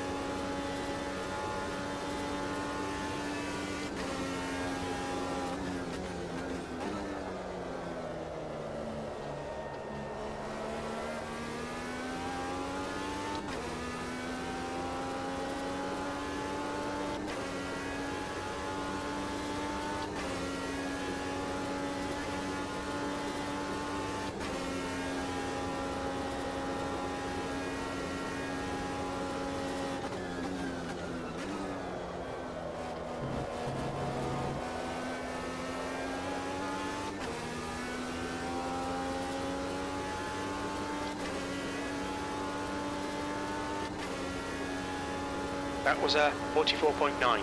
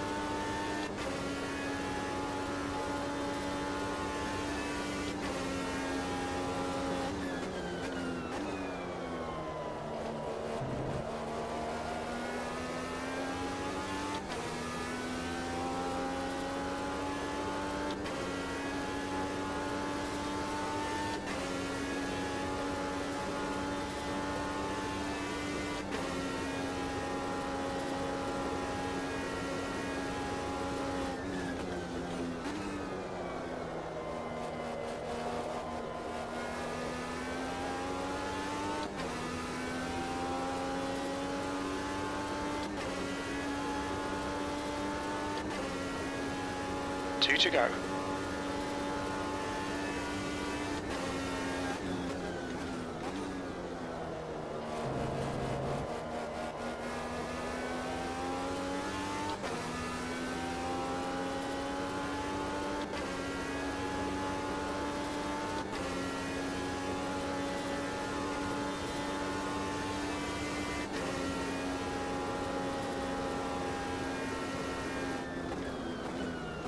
Oh shit.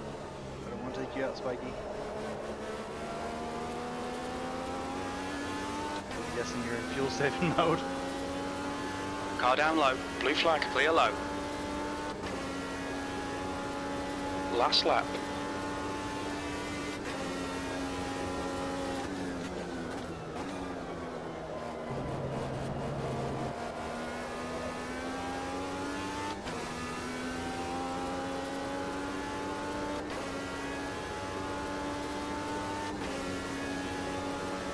Obscura took the win.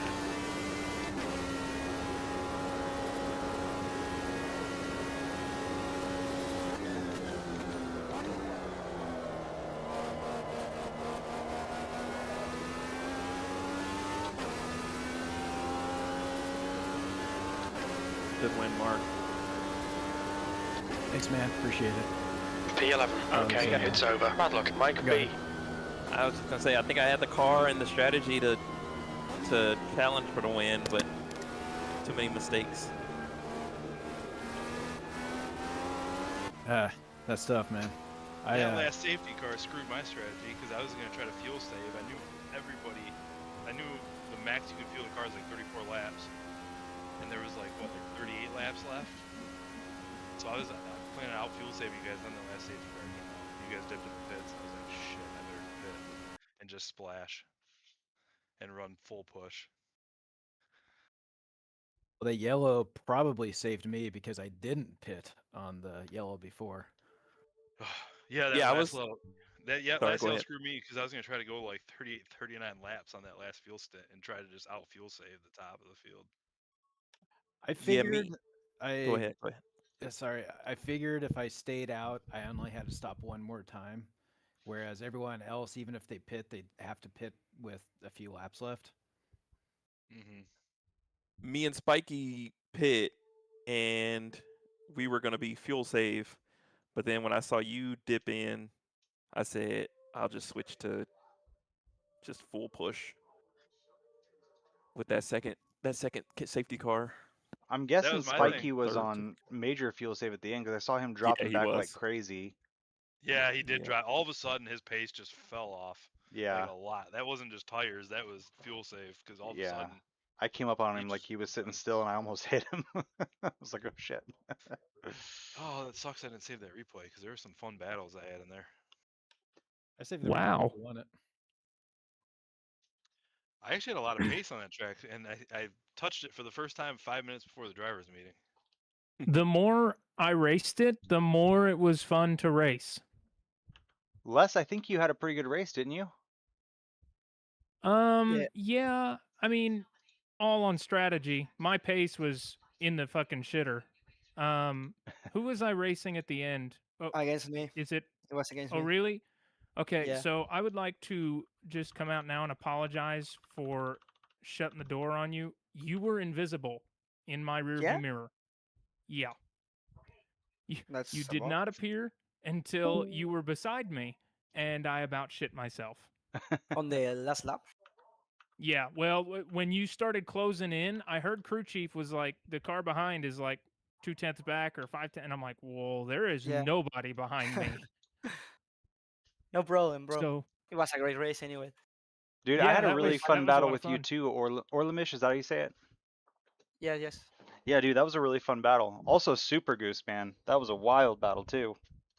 Yeah, I made a spin on the second safety car, on the first lap of the safety car, and I had to pit because I got damage on my back, and thankfully because of the third safety car, I could make it back up. Yeah. It was a great race. was a good race. Well, Those- I mean, those I hit the wall too many times, but other than that, it was a good race. Me too. those safety cars saved my bacon, dude. They always Yeah, came mine out too. like right at the right time. Mine too. Nice. At the end, I was on 0.1 liters of fuel. I was like lifting, Oh, coasting man. every single corner. Then my delta was every single lap like minus 0.3. It was lift and Yeah. coasting every single corner. Well, shit, I wish I'd have known that. I'd have just driven you a little bit harder to make you Right? run out of gas. Well, last before you hop back in here, I was telling them I was trying to steal in there because that second to last safety car came out with about like 40 laps left, and you can only fuel the car to like 34. Yeah. So I'm like, I'm gonna I do some saw that. hardcore fuel save. So I was fuel saving, and then that last safety car came out, and the lead car's pit. I was like, oh, I better just splash and just full push So- to the end. Yeah, that I was. That was last safety very- car came out, and I was like, well, fuck me. And I've been losing all this time to them fuel saving for like 10 laps straight.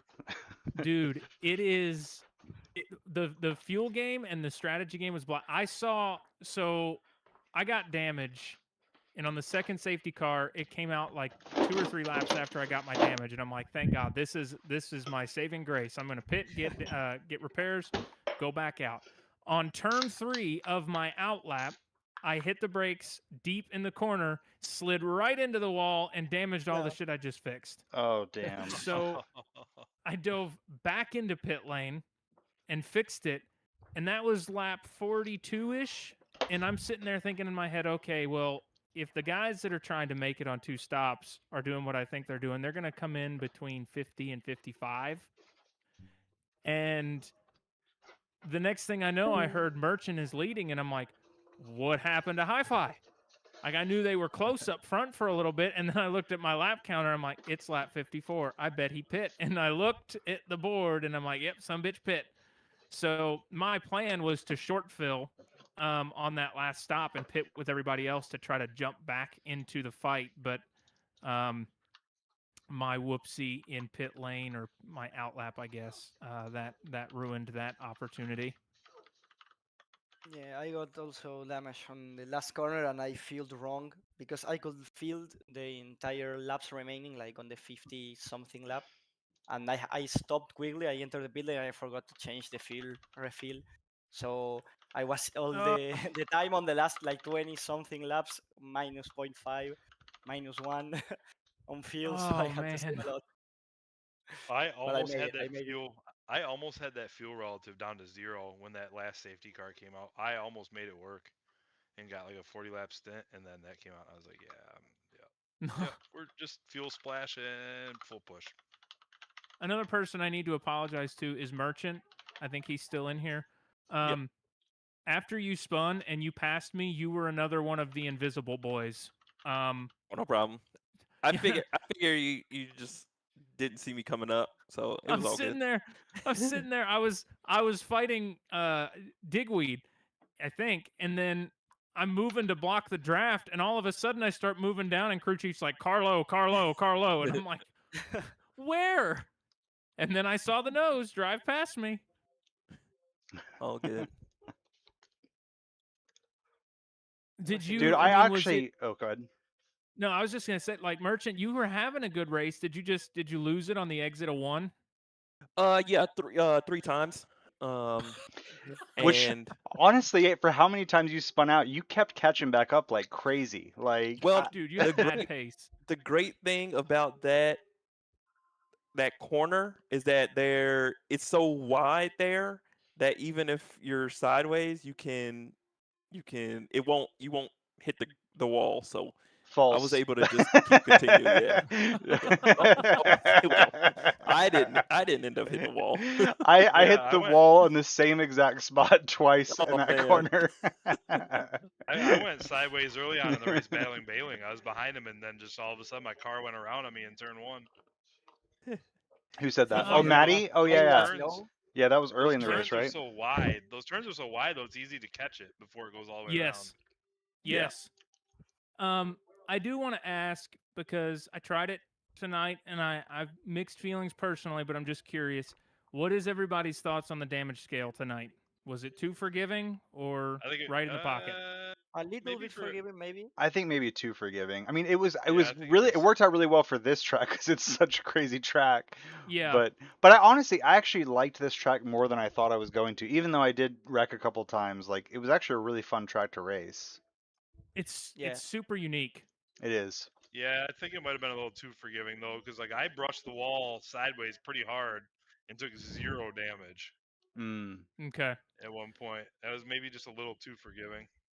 So I'm gonna log it in the back of my P brain here because obviously this series is probably going to get parked after this season's complete for a chunk. We'll probably I'm gonna push to get it back in the fall, but in the fall season, I was considering, if it worked out well tonight, running the lower damage model on ovals only.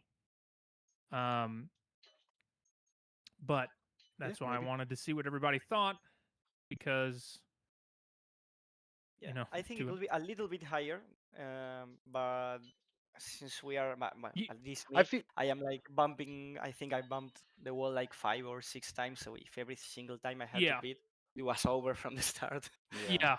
So that was my thought process because on ovals it just takes the smallest of hits and it's race over. So um I I know feel there we was did some medium issues. before, right?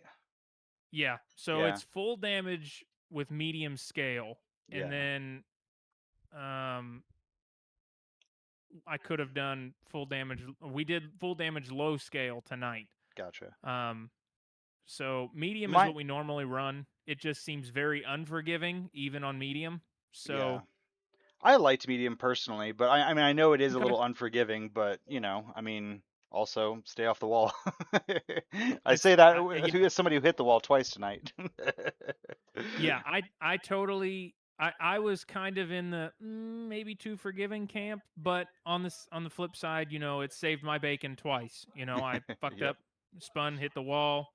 I took 10% front wing damage and like 11% front suspension damage, and I'm like, well, that would have been like broken front wing and broken wheel, and that would have been race over. So, I don't know. I'll keep that one in the back of my head. It's definitely not going to be a full season thing. It might be something if I do it that cycles through on the ovals like the 5 times tire wear does. Word. Last, I got tangled up in some pretty spicy 3 and 4 car battles after a couple of Yeah, pit mishaps put me me behind too. you guys. With you, me, you, and who else was that in there? There's like 3 or 4 uh, of us all jockeying for Yeah, position. It like a got I four think wide. it it got was pretty wild. yeah. I think it Got was Orly Mish. Yeah. I yep. apologize if I'm saying that wrong. And Goose No, maybe okay. Super Goose. Yeah, there was a few times my spotter was like 3 wide, 3 wide, 2 wide, 3 wide, 3 wide, 2 wide. I'm like, what is going on?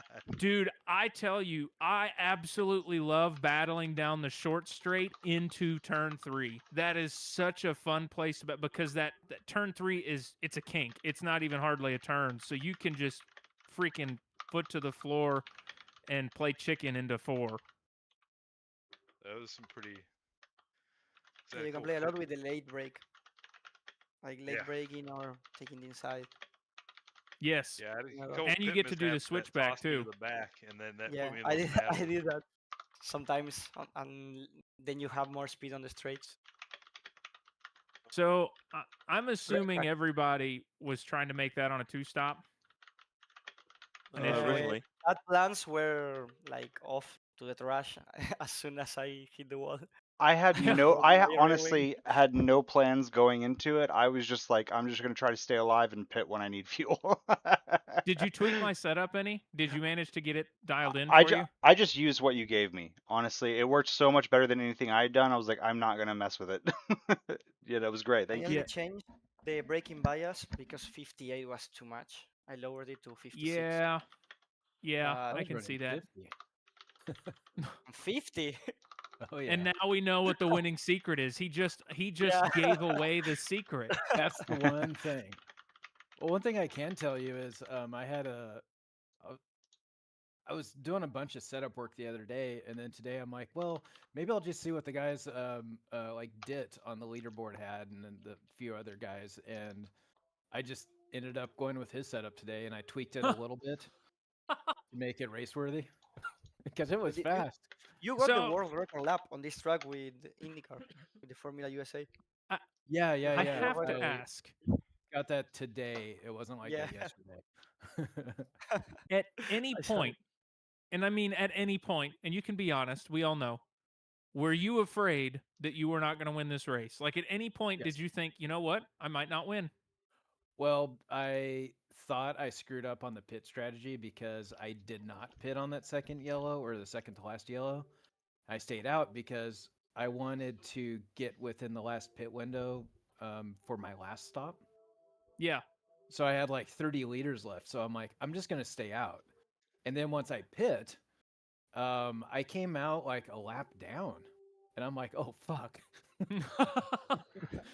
But I knew the guys in front of me would have to pit. So I thought it would balance out.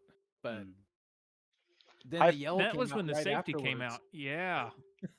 Hi-Fi, let me ask you on the first safety car, I was in third, you were up in first, and I was the first one to kind of dart towards the pit, and you were looked like you were staying out at first, but then you darted last second. Were you planning on that all along, or did you react?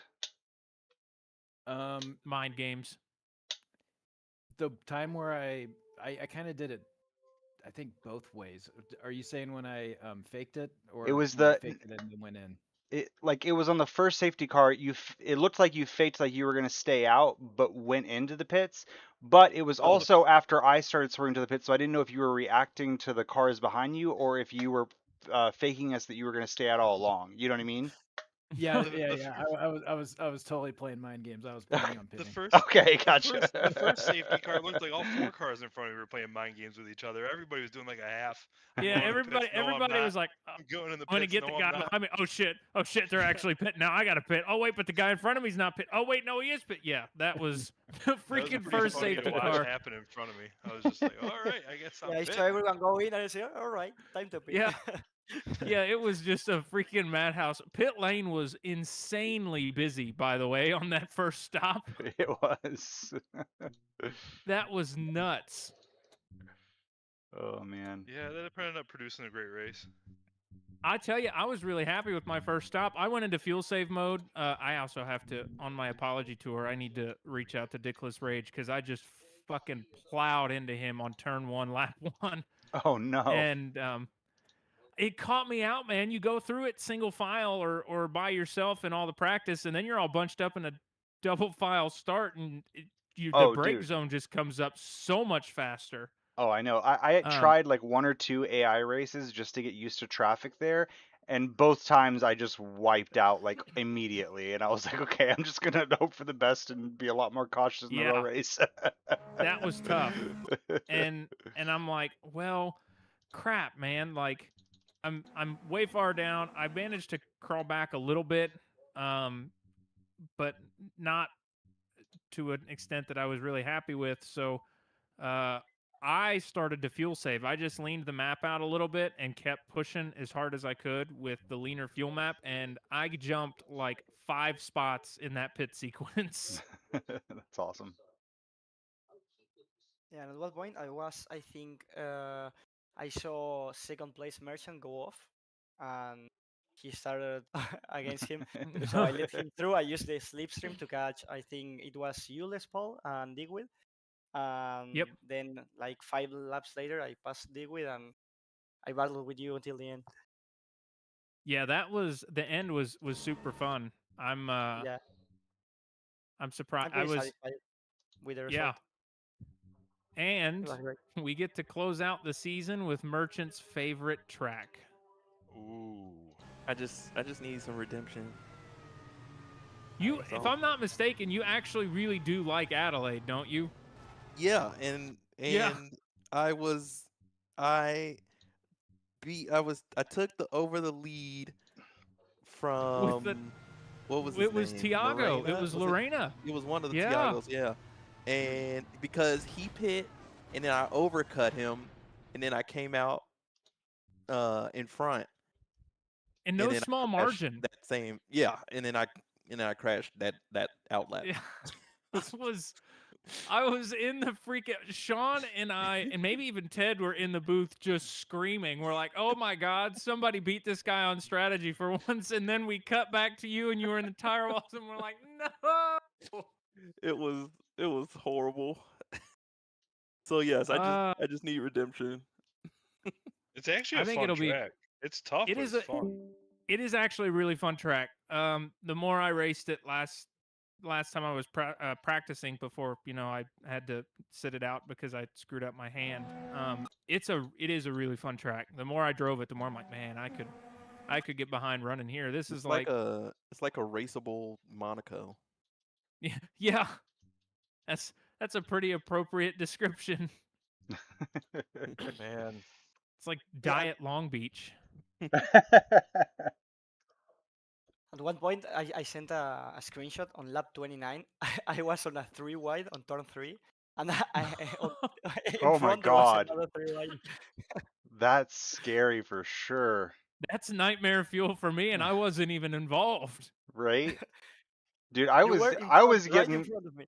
I was getting nervous when there was just a car within like a half a second of me in one of those turns. Actually, one of my wrecks, I think it was Super Goose, goes for a pass, and his pass was totally clean. He was nowhere near touching me, but just him getting close, I totally lost focus and just rammed into the wall. Like, Oh, I saw that one. I was only 2 seconds behind trying to catch you guys and join your battle. I was closing the gap, and yeah, you just went sideways into the wall. Yep. Oh my god. I was part of that battle, I Yeah, think. in front. You were in front. Yeah. I did not know. I guess I didn't know that was 3 wide. Oops. Oh, I was ahead of you. Yeah. Yeah. 3 wide into 3. That is such a fast corner, man. Holy crap. It was amazing.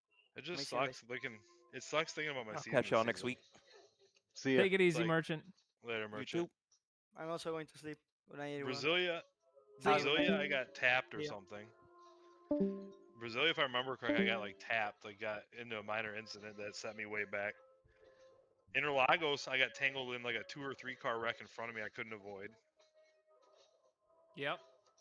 Road America was my own doing. That was the rain. I was actually in like 4th place, and there was so much rain on my windscreen that I missed my brake point and slid in the wall and lost my tire. And I was running good, so that was my own doing. And then I got murdered in Hockenheim. It's like what could have been this season.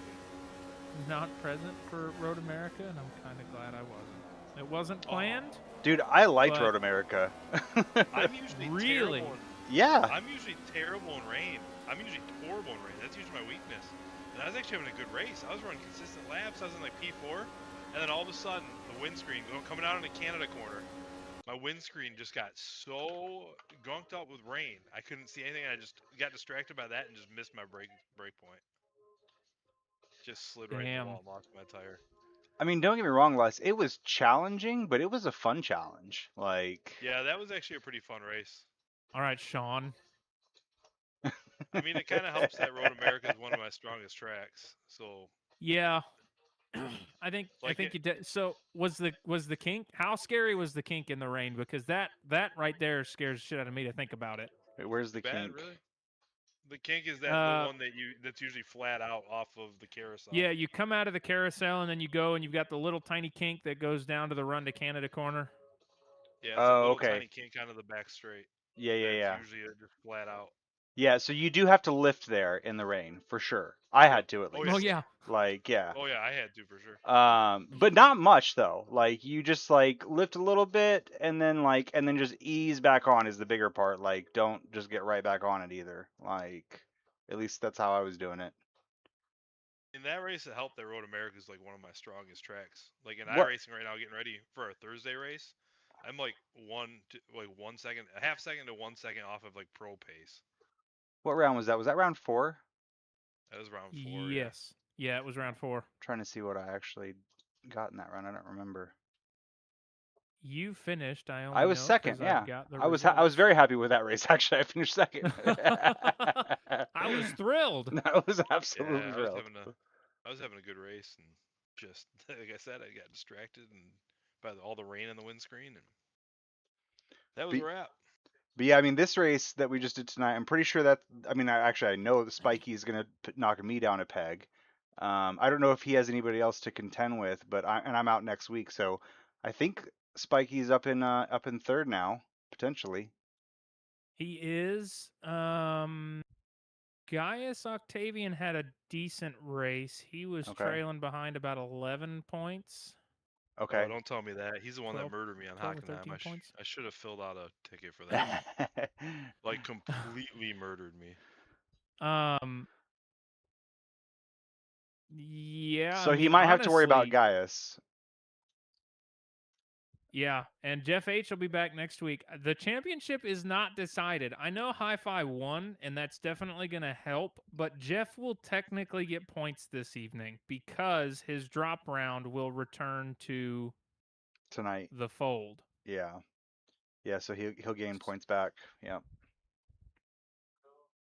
So, Actually, so yes. my last season, my last GT3 season in LMU, I was like looking at the points ahead of time, and I knew the guy who was ahead of me in first was going to miss the last race. And so I was like, cool, all I got to do, and I wasn't far behind. I was like, all I got to do is compete. But I miscalculated the fact that when his drop round got added, he would gain points back from his worst race, Yep. right? And I was like, oh shit, I didn't even think about that. And then it finished with him 1 point ahead of me, but then that series they were doing the missing a round was a 2 point deduction from your championship Oh points. So literally he was 1 point ahead of me, but then that 2 points came off, and then I won that championship by 1 point. I bet he was mad. I'm sure he was. Thought he had it locked down. Right? I have also toyed with the idea of maybe dropping the drop round in the next season, but I go back and forth. I The drop round's personally nice like just because it. it's real life. Like sometimes Yeah. shit just Yeah. comes up. You try to make as many Yeah. races as you can. That's the That's the thing. Nice to have- big thing. Like In a people shorter people season, have real I don't shit that think you comes up. Like Yeah. Yeah. In a shorter season like we've been doing, I don't think you need more than one drop round. One's plenty. yeah. But I think that drop round's nice, having that cushion for if like something comes up. Now, of course, for this season, I wouldn't mind if you did a second drop round, wink, wink. But Oh my God, guys! Hi-Fi did not get the fastest lap. Who got it? Merchant beat him by 0.003 of a second on the fastest lap. Nice. Where was I at fastest lap wise? You were 0.2 off. And me? Oh, so I was up there. Bailing, you were about 0.6 off. Okay. I'm happy with that.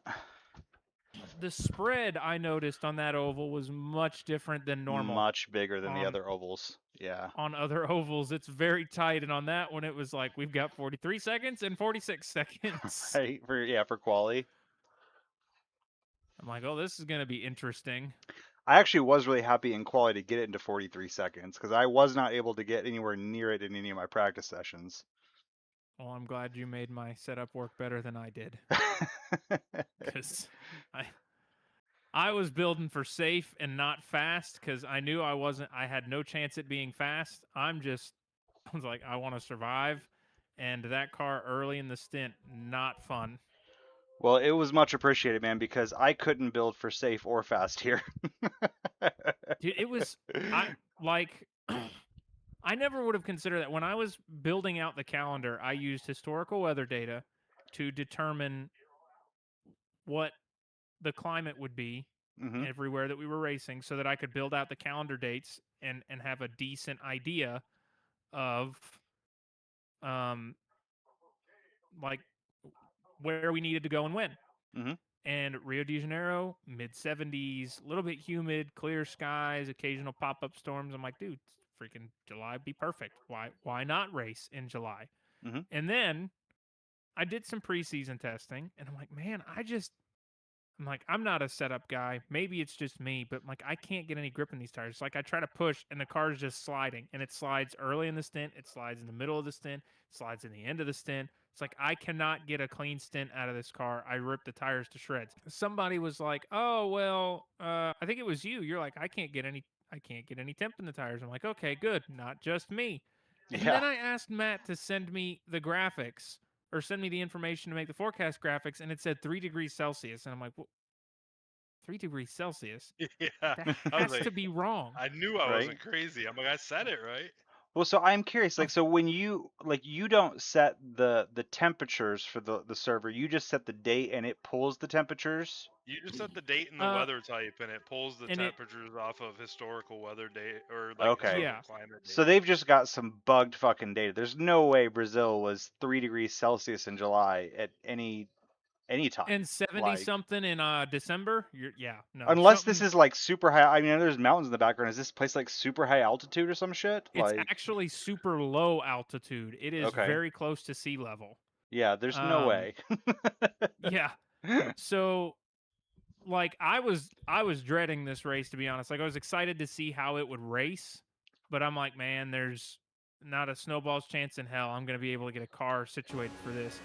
And then I figured that out, and I'm like, oh well, let's see what happens. I went in, changed the freaking weather, and it was like night and day. I had grip in the tires. There was actually temperature, and I could run a stint without dancing all over the track. Because speaking of Surprised dancing, 120 I had to I'm fucking. surprised Oh, sorry, 120. go ahead. Oh, I was just gonna say, I'm surprised 120 Fahrenheit track temps produce that good a grip. Because in iRacing, shit gets up to even like 105, 110 Fahrenheit on the track, and it's like driving on an oil slick. I do think that's probably trying to simulate different tire compounds. I imagine the GT Michelin tires and shit probably don't feel good at super high temperature. But my guess, and this is strictly a guess, is that the Firestone oval slicks are designed to run with a much higher temperature because they're getting Yeah. so much more load. Well, and they Right. run in like the south a lot and stuff. You know, like. Yeah. I mean, you're gonna have some super hot track temps. Like, I mean, Yeah, I 'cause don't when you know set what the it is, track but like, temp- what shit? When I went to the IndyCar race in Nashville last year at the Super Speedway, like that was a really hot day. Like to be out, that was sunny. You know what I Mhm. mean? Like, I can only imagine what that track temp was. But they raced wonderfully. So They did. yeah, I think it's my guess is those oval slick tires are built for that kind. Because if we ran a road course at 126 track temp, dude, everybody'd be off and into the wall. It'd Oh, be like yeah. driving on ice. Yeah. Yeah, because that's what when you gave the forecast and I saw the track temps, I was like, oh, this is gonna be a slick race. Then I got on track and there was a shit ton of grip. Yeah, I was in the same boat. I saw the temp and I'm like, Because well, iRacing, even track temp even creeps above 100, and you're driving on an oil slick Do they Yeah, do safety like- cars in iRacing? for oval only. Oval only. It's eventually going Oh, to come to road series. okay. And actually, for private like leagues, you can throw. There's an admin command to throw a safety car. Okay. So leagues can. Gotcha. It's just not a feature in their official series. I'm honestly Only like. on oval. It is really cool that they have that feature in this game, and I'm surprised more of the modern Sims don't go heavily towards that. You know. they could definitely afford to improve it in this game. Sure, and they absolutely could. I mean, there's a lot of things they could afford to improve, but But you know, I give them this though. There's so Didn't much. catch that. Come again. Sorry, my crew chief just started talking. I give them this that there's so much content in the game that and so much like licensing and stuff like that. I get why like they maybe don't put as much time into some of those little details or some of those little bugs. You know what I mean? yeah, and I mean, if I'm being honest, like I poke fun at Ted all the time because he's like a walking iRacing billboard. But he's not wrong on the fact of either, the iRacing subscription affords them the ability to continue to pay and develop and Oh, 100%. scan and research, and so that definitely has, there's benefits and drawbacks. I think AMS2, for the price you can get into it for, like you can get the whole shebang on sale for like $80 Mm-hmm. and all the content in the game, all the tracks, all the cars, you name it, you got it. And you get a nice, diverse lineup, but that's it. That's the only, once you buy it, you're not paying a subscription. You're not paying Right. for more stuff. You buy the packs as they come out if you want to, but I don't know that those packs and the size of their player base is enough for them to invest more and more into some of the stuff, which No, is 100%. frustrating Yeah. because it is a really fun sim. And I think, Well, and you know, iRacing, not just the subscription, but all the content, $15 a track and right. car. Like Oh, it's they not have cheap. just a constant stream of revenue coming in. You know what I mean? Like Yes, absolutely. And I think I that's a huge help. AMS2's multiplayer just is absolute shit unless you're in a league. Unless you're in a good Yes. league. yeah. That's the only thing keeping me from racing AMS2 more often. Well, and I haven't done iRacing yet, and I'm sure it's great over there, just like in terms of public lives. But I will say that is something also that LMU is doing very well. I think. Yeah, I've heard Like, they do pretty well. you know, and granted, they lack a lot in content. I mean, obviously, like, you know, you're just going to be running like WEC cars and ELMS and stuff, um, and not as many tracks. But like the game itself is, I think, a lot more polished in terms of some of these like the buggy type things that we see in AMS2, and then the online is really good. But again, they do kind of a combination where it's like you buy the game, but then there's all the subscription models if you want like to do like liveries or like access to certain Yeah, they have types of subscriptions events, too. you know. Yeah, exactly, so they have more money to throw at it too. The one thing stopped me from getting into LMU, the major thing is just the lack of content. Like I don't want to just do WEC over and over again. Yeah, no, I feel That's you. why I mainly run iRacing. Yeah, no, I definitely feel you on that. And But the online though is pretty good. Like I just recently, because I've only had the game for a few months. I just got my PC in like March, and I just recently, actually this past weekend, finally got my like safety rating up to silver. And just by doing that, like the quality of drivers in the online races that I'm doing is so much better. I was having like quality battles like I'd have in a league race with people that, like, I feel like I can trust this guy next to me, and just with some rando online, you know what I mean? Like which that was yeah, fun. and like AMS2 I do love dearly. And I think what we have done with it has been make the absolute best out of it. And honest to goodness, I do think that once we, it took some trial and error, and we're still trialing and erroring things, but by and large, I think we've kind of finally gotten into a rhythm with AMS2 where we can at least go, okay, well, we expect it to do this, so we need to prepare for it and have contingencies in play. And that's where rules like the wave around rules come in, because the safety cars are okay, but they're not great. That's why the standing starts and the manual formations come in, and the restart and start zones and stuff like that. And now that we've honed it down a little bit, it's okay. It's presentable as long as we don't have the big, netcode issues of old. Dude, honestly, yeah, what you've built here is honestly amazing. I was actually telling one of my friends the other day at the office, like he was asking me about some of the series I was running, and I was telling him this one's been my favorite so far for many reasons. It's a lot of fun to drive these cars, but like I actually really like all the kind of manual things that you've put into it, like the manual safety car, for like the wave rounds, like the manual starts, like all these different things. It just makes it feel more like, I don't know, more realistic too. Like you, like being part of the drivers meeting is important to understand these things and doing these things, and everybody's following these procedures, you know what I mean? Like versus just kind of following in-game prompts. Like, I don't know. Yeah. Like I really So like it a lot. I'm glad to hear that, because I legitimately, and I think Matt can attest to this, because he's in the Formula USA committee and he's kind of helped on the back. I've got a small team.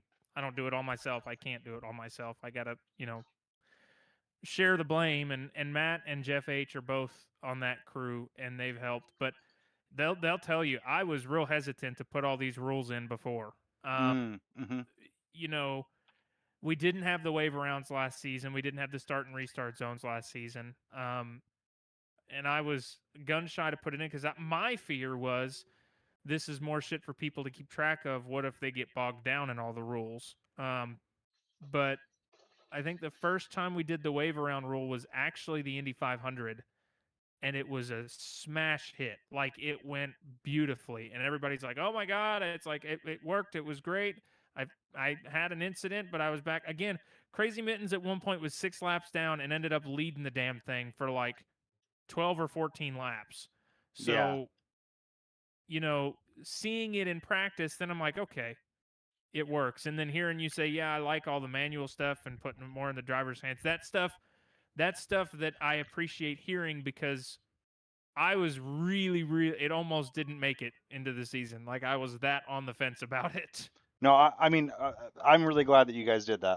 I think it really adds a lot, in my opinion. Like, and it, like I said, it makes it feel a lot more immersive, in my opinion. So, yeah. Well, There's and one thing that would make it 10 times easier on us is if they just fix the formation lap feature. Because if yes, we could just do an actual formation lap instead of having to rely on keeping an eye on the leader for taking off for when they start the race. which, But don't in they I don't kind know of fairness, don't they kind of do that in IndyCar anyways, though, where like the leader kind of just kicks it off? technically yes, but the race start there is a green flag given, I believe. Now, Oh, there is okay. a start zone, and I don't know if the green flag is just symbolic. But that was kind of the justification I used for it. Yeah, Yeah, I like it. I don't know why they don't handle their formation lap feature like iRacing does.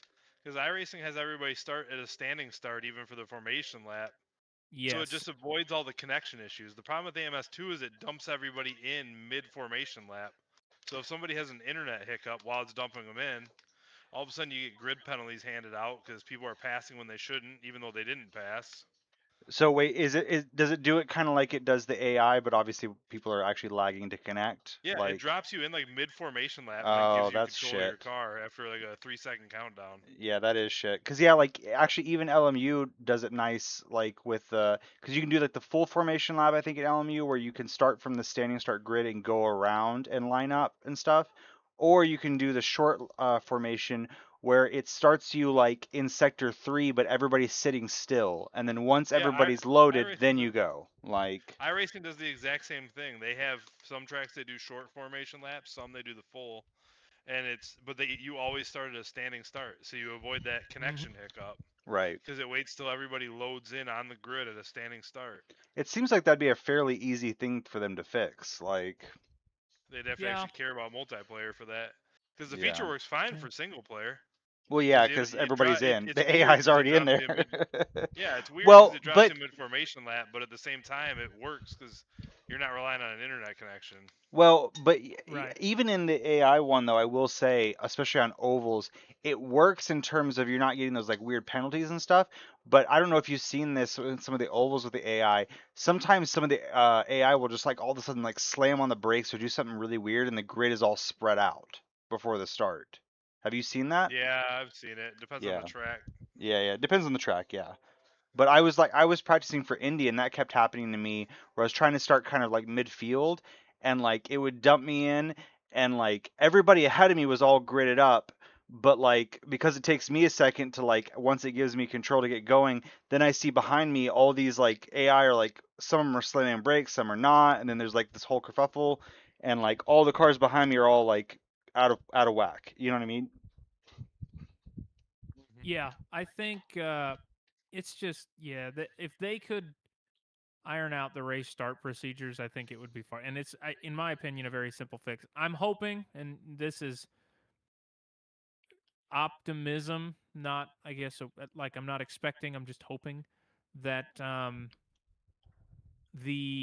they're talking about later this year implementing LFM into the in-game like menu, like not having it as an off-board platform.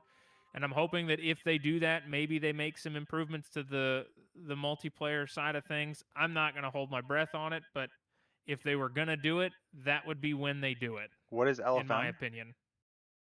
Low Fuel Motorsport. It's like they're a partner with them. It's like a platform that they list like public races and series, and you can go and register, and it'll give you a server name and a password, and then you go and log in, and you Oh, can okay. participate in races like ranked racing. Okay. Nice. but it's that actually runs smooth in my opinion. The problem is the player count is not, in my opinion, really great. Okay. So it From what I've suffers heard, for it's that. mostly populated in the European evening. Gotcha. I So if you believe get on that. earlier So during the like day, afternoon for us. yeah. Ed, what I'm most excited for is the limited tire sets when they get that feature to us, because that will make Yes. any open wheel series fun. Like if Dude, you can set up a that will Formula be really series fun. with limited tire sets where you might have to race on tires you used in practice or qualifying. Yes. That would be a lot of fun. Now imagine *4 tire wear that way. It's Yeah. really going to make you think about using your tires. No, Yeah. just the other day I was in one of those online just like public lobby LMU races, and it was limited tires. You had basically one set for qualifying, one for the race.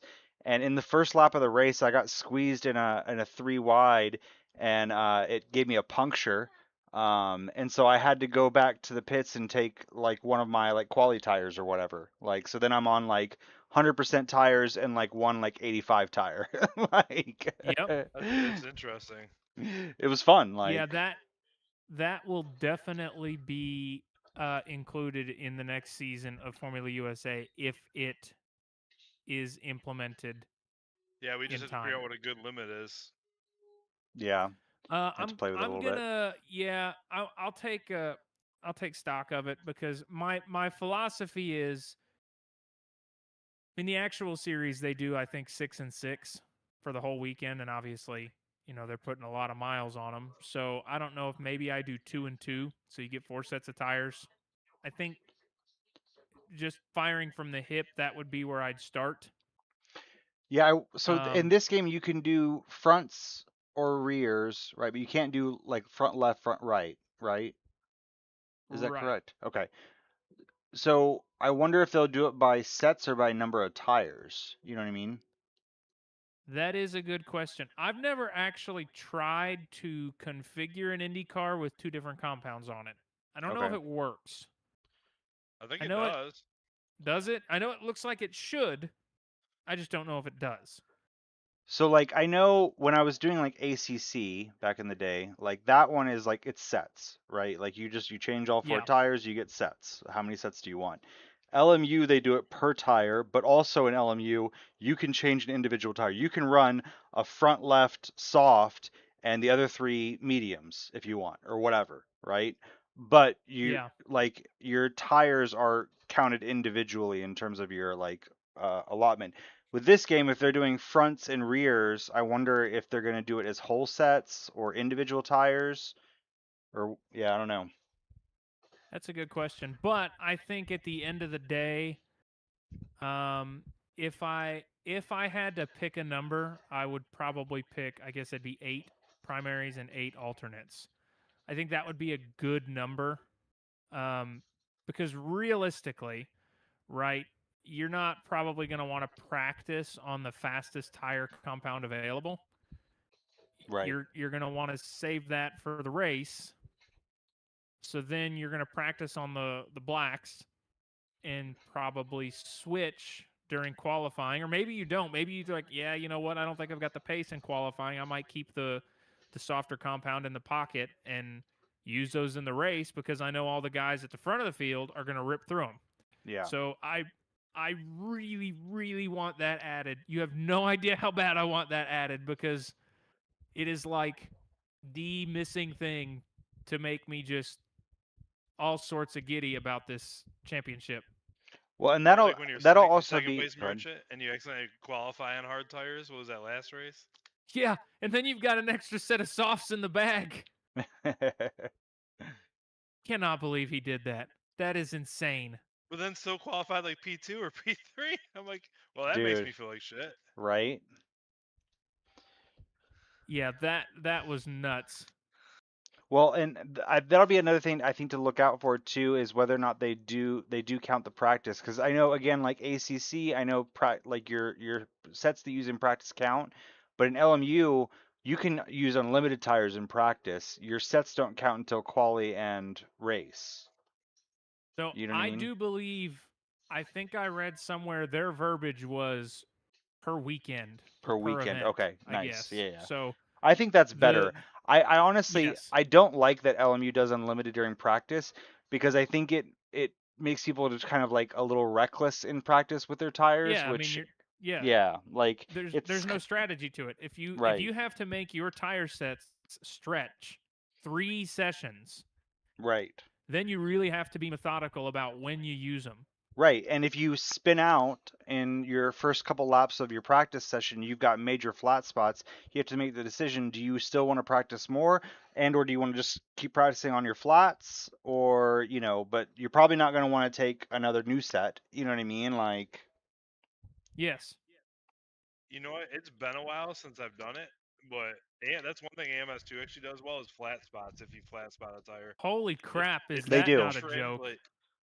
They do. It translates well through the force feedback. It's been a while since I've had a lockup big enough to flat spot a wheel, but I've done it before, and you get that through the wheel in your force feedback heavy. My Oh no, you wrists definitely agree. do. Yeah, you definitely do. And it's funny, I was actually telling Les, I think it was last week or the week before, like I got my just like profile just for my wheel for this game, just like some online forum or I don't know, it was Reddit or something maybe. But anyways, I can feel the flat spots a lot in this game, but it's manageable. It's not awful. But I ran an LMU race, an LMU league race, after an AMS2 race, like a few days after, and I forgot to change my profile back on my wheelbase. And so I was running these prototype cars, it was like LMP2s, with my AMS2 profile, and the car felt different, but I was actually getting better times than I'd ever gotten on that track. And then I realized I was on my AMS2 profile, but so I ended up keeping it because it was working amazing. But the one downside was when LMU has a very heavy like flat spot like force feedback thing. And so with that AMS2 profile, if I got a flat spot, that whole wheel was vibrating like crazy going down the straights. Oh yeah. But I That was is one like thing worth it. iRacing doesn't have Like yet. iRacing doesn't have flat spots yet. oh really? Dude, my No. That's surprising. my buddy was racing the Indy cars once for the first time, and he's sold it since then, but he had a like a actual seat, like it was a bucket seat with the wheel and then the screens in front of him, and he has the same wheel that I have, and it was all mounted together. And we went to the Indianapolis road course and drove the Indy cars, and he locked up real hard into, I don't know how well everybody here knows the Indianapolis road course, but I think it's turn 12, which is right up into the short chute, and then you have that real sharp, tight right-hander down into the infield road course right before pit entry. Yep. He locked up real heavy going into that, and he got out onto the main straight, and it sounded like he was driving with a wheel bearing going out in his truck. Like he was talking to me, and his voice was doing this the whole time because the force feedback was shaking his entire rig. Oh yeah, when you flat spot a wheel on AMS2, you feel that in your force feedback. It really translates it. It definitely does. I like it. Well, and do you know in AMS 2 do they make it more likely that you lock up again once you have a flat spot? Yes. Okay. Yep. They do. Okay. Yep. Because I will say Ask me that's another how I thing. know. That's another thing LMU does really well too. Is like once you like with those prototype cars, they don't have ABS, and once you lock up once and you get that flat spot, you're gonna be locking up a bunch, and or you gotta like lift and coast a lot more and, and brake a lot easier. Oh yeah, driving prototypes is a whole different. That's actually what I'm doing right now. I'm lapping a GTP on iRacing Nice. because I have 2 tracks to prepare for in 1 week because the IMSA sprint and endurance calendar are out of sync for iRacing officials again this week, where it's Oh, that sprint and sucks. endurance are on a different track. Usually Yeah. they sync them up, so you can usually just practice for one. Yeah. And Friday night I'm running the endurance with Wyatt, and I'd like to run a solo. I'd like to run a solo sprint on Interlagos, so I got to prepare for Road America and Interlagos. Mm. But is what it is. also heard, and I've not yet jumped in to see. It's been a minute since I've driven them, anyways. But all the guys over at CAS were ranting and raving about how good the new update made the GT3s feel in AMS2. They feel better. I actually did just lap them the other day because I was curious because it's been a while. They feel a lot better than they did. I'm gonna hop Still in not right enough now. I for want me to see. to make me come back. Still not enough to make me Yeah. come back to AMS2 for modern race cars, but not when I have LMU and iRacing that do modern GT3s and prototypes better. Yeah, there was just a lot of people over there were singing the praises because they're actually running a GT3, GT4 multi-class championship right now. So I think it's a little more on the forefront for them. And they're like, yeah, the tire physics feel a lot better than they did at the start of the series. So What are the They're funnest? What right. are the funnest historic in AMS2? that depends on who you ask. Honestly, All right. I mean, the historic Indy cars, I know Matt has said I are love the historic. They drive so yeah. nice. You can feel so much road in them. And Most of the historic F1 generations drive really well. Pretty much all their historic content drives good as hell. the GT, what is it, GT2 or GT1s, like the Yeah. 2005 American Le Mans cars. Oh, that is like pinnacle of GT racing in my opinion. It's just so good. Yeah, pretty much all their vintage stuff drives really good. I will say, for some reason, I hopped into a modern GT3 the other day in in AMS2. I don't know why. I booted it up and was like, let's try it. It's been a while. And I was lapping Mosport, and it felt a lot better than it had. What did you drive? The Porsche. Yeah. So is that what they're The Porsche's my calling go-to. the GT3? What is it? Gen 2s? That's the modern Yeah, GT3s. the That's the Gen 2s modern. are the newer GT3s. The Gen 1s, The the Gen old. 1s are like the 2010s. Okay. And then if you look, I think they call them GT2s. Oh yeah, And it GT2s. might even say GT2 2005 or something. Yeah, the low downforce. Yep. Yes, like the Viper and the Saline and Yep. the Jag, or not the Jag, the Aston. The GTEs actually drive pretty good too. I would love to do like a 2010s IMSA series where we run the DPIs, the GTEs, and the LMP2 Gen 1s. Interesting. Who was it that said the LMP3s were a lot of fun to drive? Somebody told me those LMP3s were an absolute blast. Dude, I will say, LMP3, the LMP3 in AMS2 is not an LMP3 spec. It's the LMP3 chassis, but it's a Brazilian spec LMP3, so it's closer to like an LMP1. yeah, it's like the open in the cockpit. LMP1 class. Yeah. No, they have in the closed cockpit in one of the Brazilian LMP1 classes. They have a Ligier 317. Oh, okay. The LMP3 chassis, but the Oh no, I engine, see the it. power Yeah. itself, it's powered more like an LMP1. But I have a mod. I downloaded a mod from one of the mod groups I'm in of an actual WAC spec LMGT, or not LMGT3, LMP3 that drives pretty good. Dude, I will say in LMU, like the LMP3s are probably some of my favorite cars to drive in that game. Those are fun cars to drive. Oh, and in iRacing, when I had my C license, that's all I drove was LMP3s because I can't stand the GT4s. Mm-hmm. So I drove a multi-class series when I had my C license that was LMP3s and GT4s, and that's all I would race at C license. They're so much fun. They can be unforgiving though, especially on the brakes. Oh yeah. Cannot believe Merchant got the fastest lap tonight by 0.003 seconds.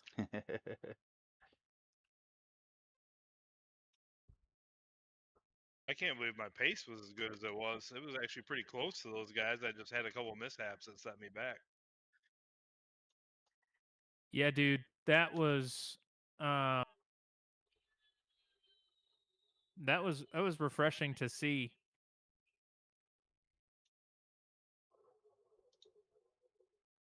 The first mishap, actually, I got rear-ended by Merchant going in the pits. Because so many of us were going to the pits, everybody checked up, and he was the backup of all of us, and he rear-ended me and gave me damage. I was wondering what happened to you there. That's why the first time that I went charging through from the back of the pack, it's because I had to sit and repair from when I got tapped by Merchant. Oh yeah, I Yeah, saw I that saw. you were right behind me when that happened. Yeah, it's because I heard it everybody first. checked up. Yeah. Well, Everybody checked up, and so I did too to avoid hitting you, and then I got I got run into by yeah. Merchant. Yeah, I It think was you were like, right behind me. Yes. I don't know who was in front of me, but they kind of like slowed down a little bit. I didn't want to hit them, and then just kind of accordion effect. So it was just all of us were all in a line pitting at the exact same time, and we were already had a tight gap to begin with. Yeah. part of me wonders if some people did not mind that big bump at the entry of pit lane. It And didn't bother maybe me. really, I just wonder if people were trying to gain as much as they could on pit entry on that stop, and maybe overcooked it, and then the brakes locked on that bump. Well, for I the don't pit know. entry we're talking about, it was under safety car, so we weren't moving. Yeah. Really. Well, you still you can still get right up on somebody's attenuator to save every valuable thousandth of a second. Yeah, I mean that's true. But yeah, I mean, But I at don't know. least when I was practicing, I did hot stops, and I wasn't having any trouble getting slowed down for that one. I probably No, could I have wasn't pushed it a either. little further, like, but I didn't struggle with that pit entry at all either. No, I didn't have any issues. I was worried somebody would not pay attention to that bump. That bump, if you catch it the right way, all four wheels come off the ground and you just lock. mm. And then it's pretty much a guaranteed pit speed violation. Honestly, the hardest one for me was Indy, and that's Oh, like in general, just like even like practicing, Indy was Yes. rough, and then in the race, I ended up getting taken out by, I think it was Obscure that was right behind me. I can't remember now. It was somebody was right behind me when I was going to pit and ended up getting taken out on the race. Now wait just a darn minute. Why? Indy's not an easy pit lane. In my opinion, Pocono was by far the hardest one this season. Oh, Pocono was a pain in the ass too. Pocono is very hard. It took me a lot of prep for Pocono, but I Yeah. will say during the race, at least when I needed to pit, nobody ended up being right behind me, so I was fine. Yeah. Indy is a very hard pit lane. It's hard to come Indy down, is hard. slow down. Yeah. The benefit Indy has is you actually have a lot of time because the pit speed limit starts pretty deep into pit lane. Okay. Yeah. But yeah, it's still tricky. I mean, it's also Indianapolis. You're coming off of 230 miles an hour down to 90 or 60, I guess. So Yeah. it's definitely a challenge. Yeah, I think that one's really tricky. We didn't race it this season. It'll probably be in the fall series just because I'm somewhat partial to it. But it's also a fantastic track. Auto Club Speedway's got a pretty tricky pit entry. The Fontana, it's a bit of a challenge. That was the one oh that was the one that I practiced for the first oval because I got mixed up Ah, yes, yep. because of That would be SimGrid. it. Yeah. Because And Pocono is not loaded into SimGrid yet. I Yep. was like, why do I know that name? That's why. I didn't is- actually practice the pit entry there, but I did practice that oval a little bit for like the whole week leading up to that first oval race. That is one of my favorite ovals to race that's not Indianapolis. Mm-hmm. When are we getting more ovals to expand on that stock car content? They gave us stock car content, and we still have hardly any ovals in game. There was briefly a rumor that we might get Charlotte, which I wouldn't have minded seeing. But I don't know. It looks like there are more historic tracks in the pipeline. Somewhere I saw like a classic Mosport, a classic Laguna Seca, and one other. Didn't we just get a classic Indianapolis? Yeah, we got a classic Indy Oval. Yeah. Indy Oval. Or Didn't we no, get a road classic course. too. Yeah, the road course and the Indy Oval. Yeah, because of all the because vintage of Formula F1 One stuff. Yeah. I So, know there's a mod of Texas Motor Speedway. I know that. yep. And there's a mod of Coda. That's not an oval, but there's a mod of Coda. I put in that survey if people would be interested in modded tracks, Mm-hmm. and it was pretty overwhelmingly negative. So I don't know if because I would like to try Texas. IndyCar's raced at Texas, so I know that like the car suits the track. I just have to see if people want to, go that route. I don't know if I'd be interested in doing modded road courses because the track limit issues, but an oval you don't really have to worry about people cutting corners. So that is I in the back of my I know mind. nothing about this. Like, what all is involved in doing like a mod like that for AMS2? It's not hard. You download. There's a program called AMS2 Content Manager. You download that, and then you drag the zip file for whatever mod you want to put in there into that. Make sure it's checked. Hit apply, and you're done.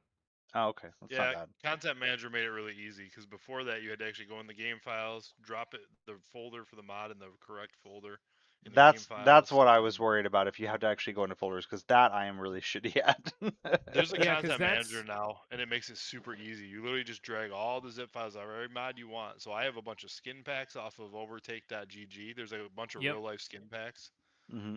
I have skin packs for almost every real life series. Like even for GT3 Gen 2s, right now I haven't checked off because I have the IMSA skin pack on, but I can check off the IMSA skin pack, and I have a GT World Challenge Europe and a GT World Challenge America skin pack that I could check on at any minute and apply those.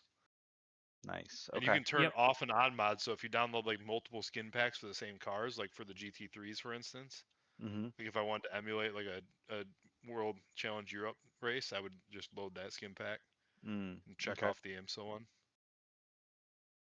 Because that's how we have the custom skin pack for Indy or for like the ARL stuff in AMS2. Like Ted compiled everybody's custom liveries into one pack so that they can just drop that file into Content Manager. It's pretty nice.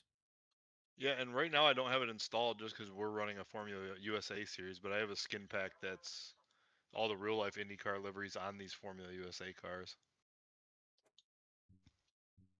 For if I were wanted to run AI races with them. Nice. Skin packs are all on overtake.gg in the download section. Mods I mostly get out of, there's a couple AMS2 modding discords for actual car mods. Okay. And there's have links for the sites because there's a couple of them that are posted on sites, like they have their own website, that specific modder, and then some of them are just posted in the Discord. They have links to like their media fire or whatever they use to share media in their Discord. Gotcha. And there's actually a lot of mods out there for AMS too.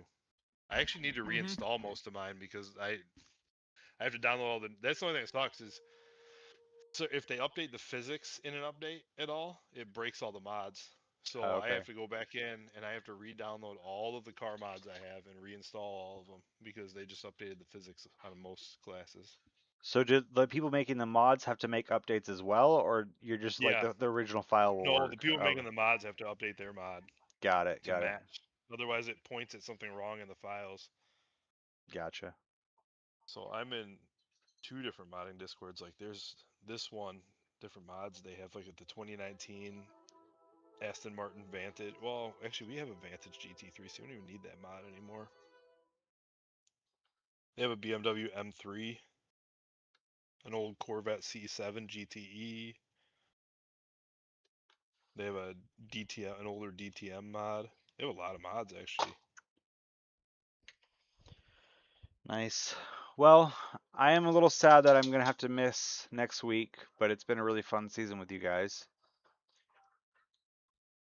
Oh, and actually, there's a modder out there called Chaos Mods that's got a shitload of fun mods. He's got like, he's got the Ferrari 488 Cup cars, the challenge cars. Very cool. A few other. He's got the Toyota GR86 for a fun little, like low-powered single make series. Failing, I'm crushed. You're gonna miss next week. I just I just got the setup ready for the championship standings poster showing Uh-huh. the splits in the um, championship. So as I predicted, Obscure Hi-Fi will take championship lead. Jeff H will only be 20 points behind. Okay. I say only because if Hi-Fi, who doesn't seem to have a choke, chokes at Adelaide, this championship is not over just yet. Right. Cactus is 100 points behind. You are 9 points behind Cactus. Gaius Octavian is 2 points behind you, and Merchant is 4 points behind him.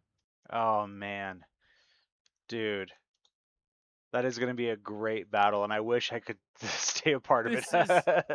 This final round is actually going to be like a massive decider for a lot of these championship fights. I mean, there's 100%. people tied all over the place. Me and Super Goose are tied. Where did that put me after that P2 tonight? You jumped to 9th in the championship. You gained 2 spots. Nice. I've had such a shit season. I stayed. I've happily mediocre. I was 10 going in, and I'm 10 coming out. Last season, I was in line for second or third for a while until I had all those random engine failures. Yep. I remember that. That was Damn last Hondas. season. I was running way high. I was running like in second place at one point, and I think I had dropped to third. And then on Kailami, I had that engine failure out of nowhere. I had 2 or 3 races ended by just totally random engine failures. Well, No damage or anything. When do you think Formula USA is going to start? Like a few weeks? So, no, it won't be a few weeks. So my understanding, and again, I don't know. The summer months are typically tricky in all series to get participation. So I think Sean wants to run like a short 4 or 5 round mini series. Okay. That's like a fun class. People get to drive. And then I think he's going to post a poll for people to pick the next full series we run. Okay. That will be an 8-round calendar, so that'll be 8 weeks. Then maybe another fun series, and I think by then I should be able to do Formula USA again. The problem, obviously, I know I don't do it alone. Like, I've got a group of people behind me, but obviously all those people have jobs and lives and, commitments that they've got to do. And I do a lot of background work, and I don't say that to toot my own horn. Like, making sure that pit strategies work and the race isn't super duper long and it's not like an overwhelming clear, oh, a 1-stop pit strategy is the play here, or a 3-stop pit strategy is the play here. Trying to balance the race out with tire wear and fuel consumption and distance and time that multiple strategies play out. It's a lot of testing. I bet. So I kind of want to be sure to, and fortunately, it's kind of a rolling solution. Like every season we do, there's less work I have to do because, like, we've already done the work for Indy. I've already done the work for Auto Club. I've already done the work for our third oval. Will probably be Gateway. I don't know. But like those tracks, we've already done the work for, so I just have to worry about plugging those in and then figuring out the other 5 tracks. But then the Driver's Choice Grand Prix throws a big wrench in that too, because that's 3 different tracks that you got to account for. So I'm hoping things settle down for me in like September-ish,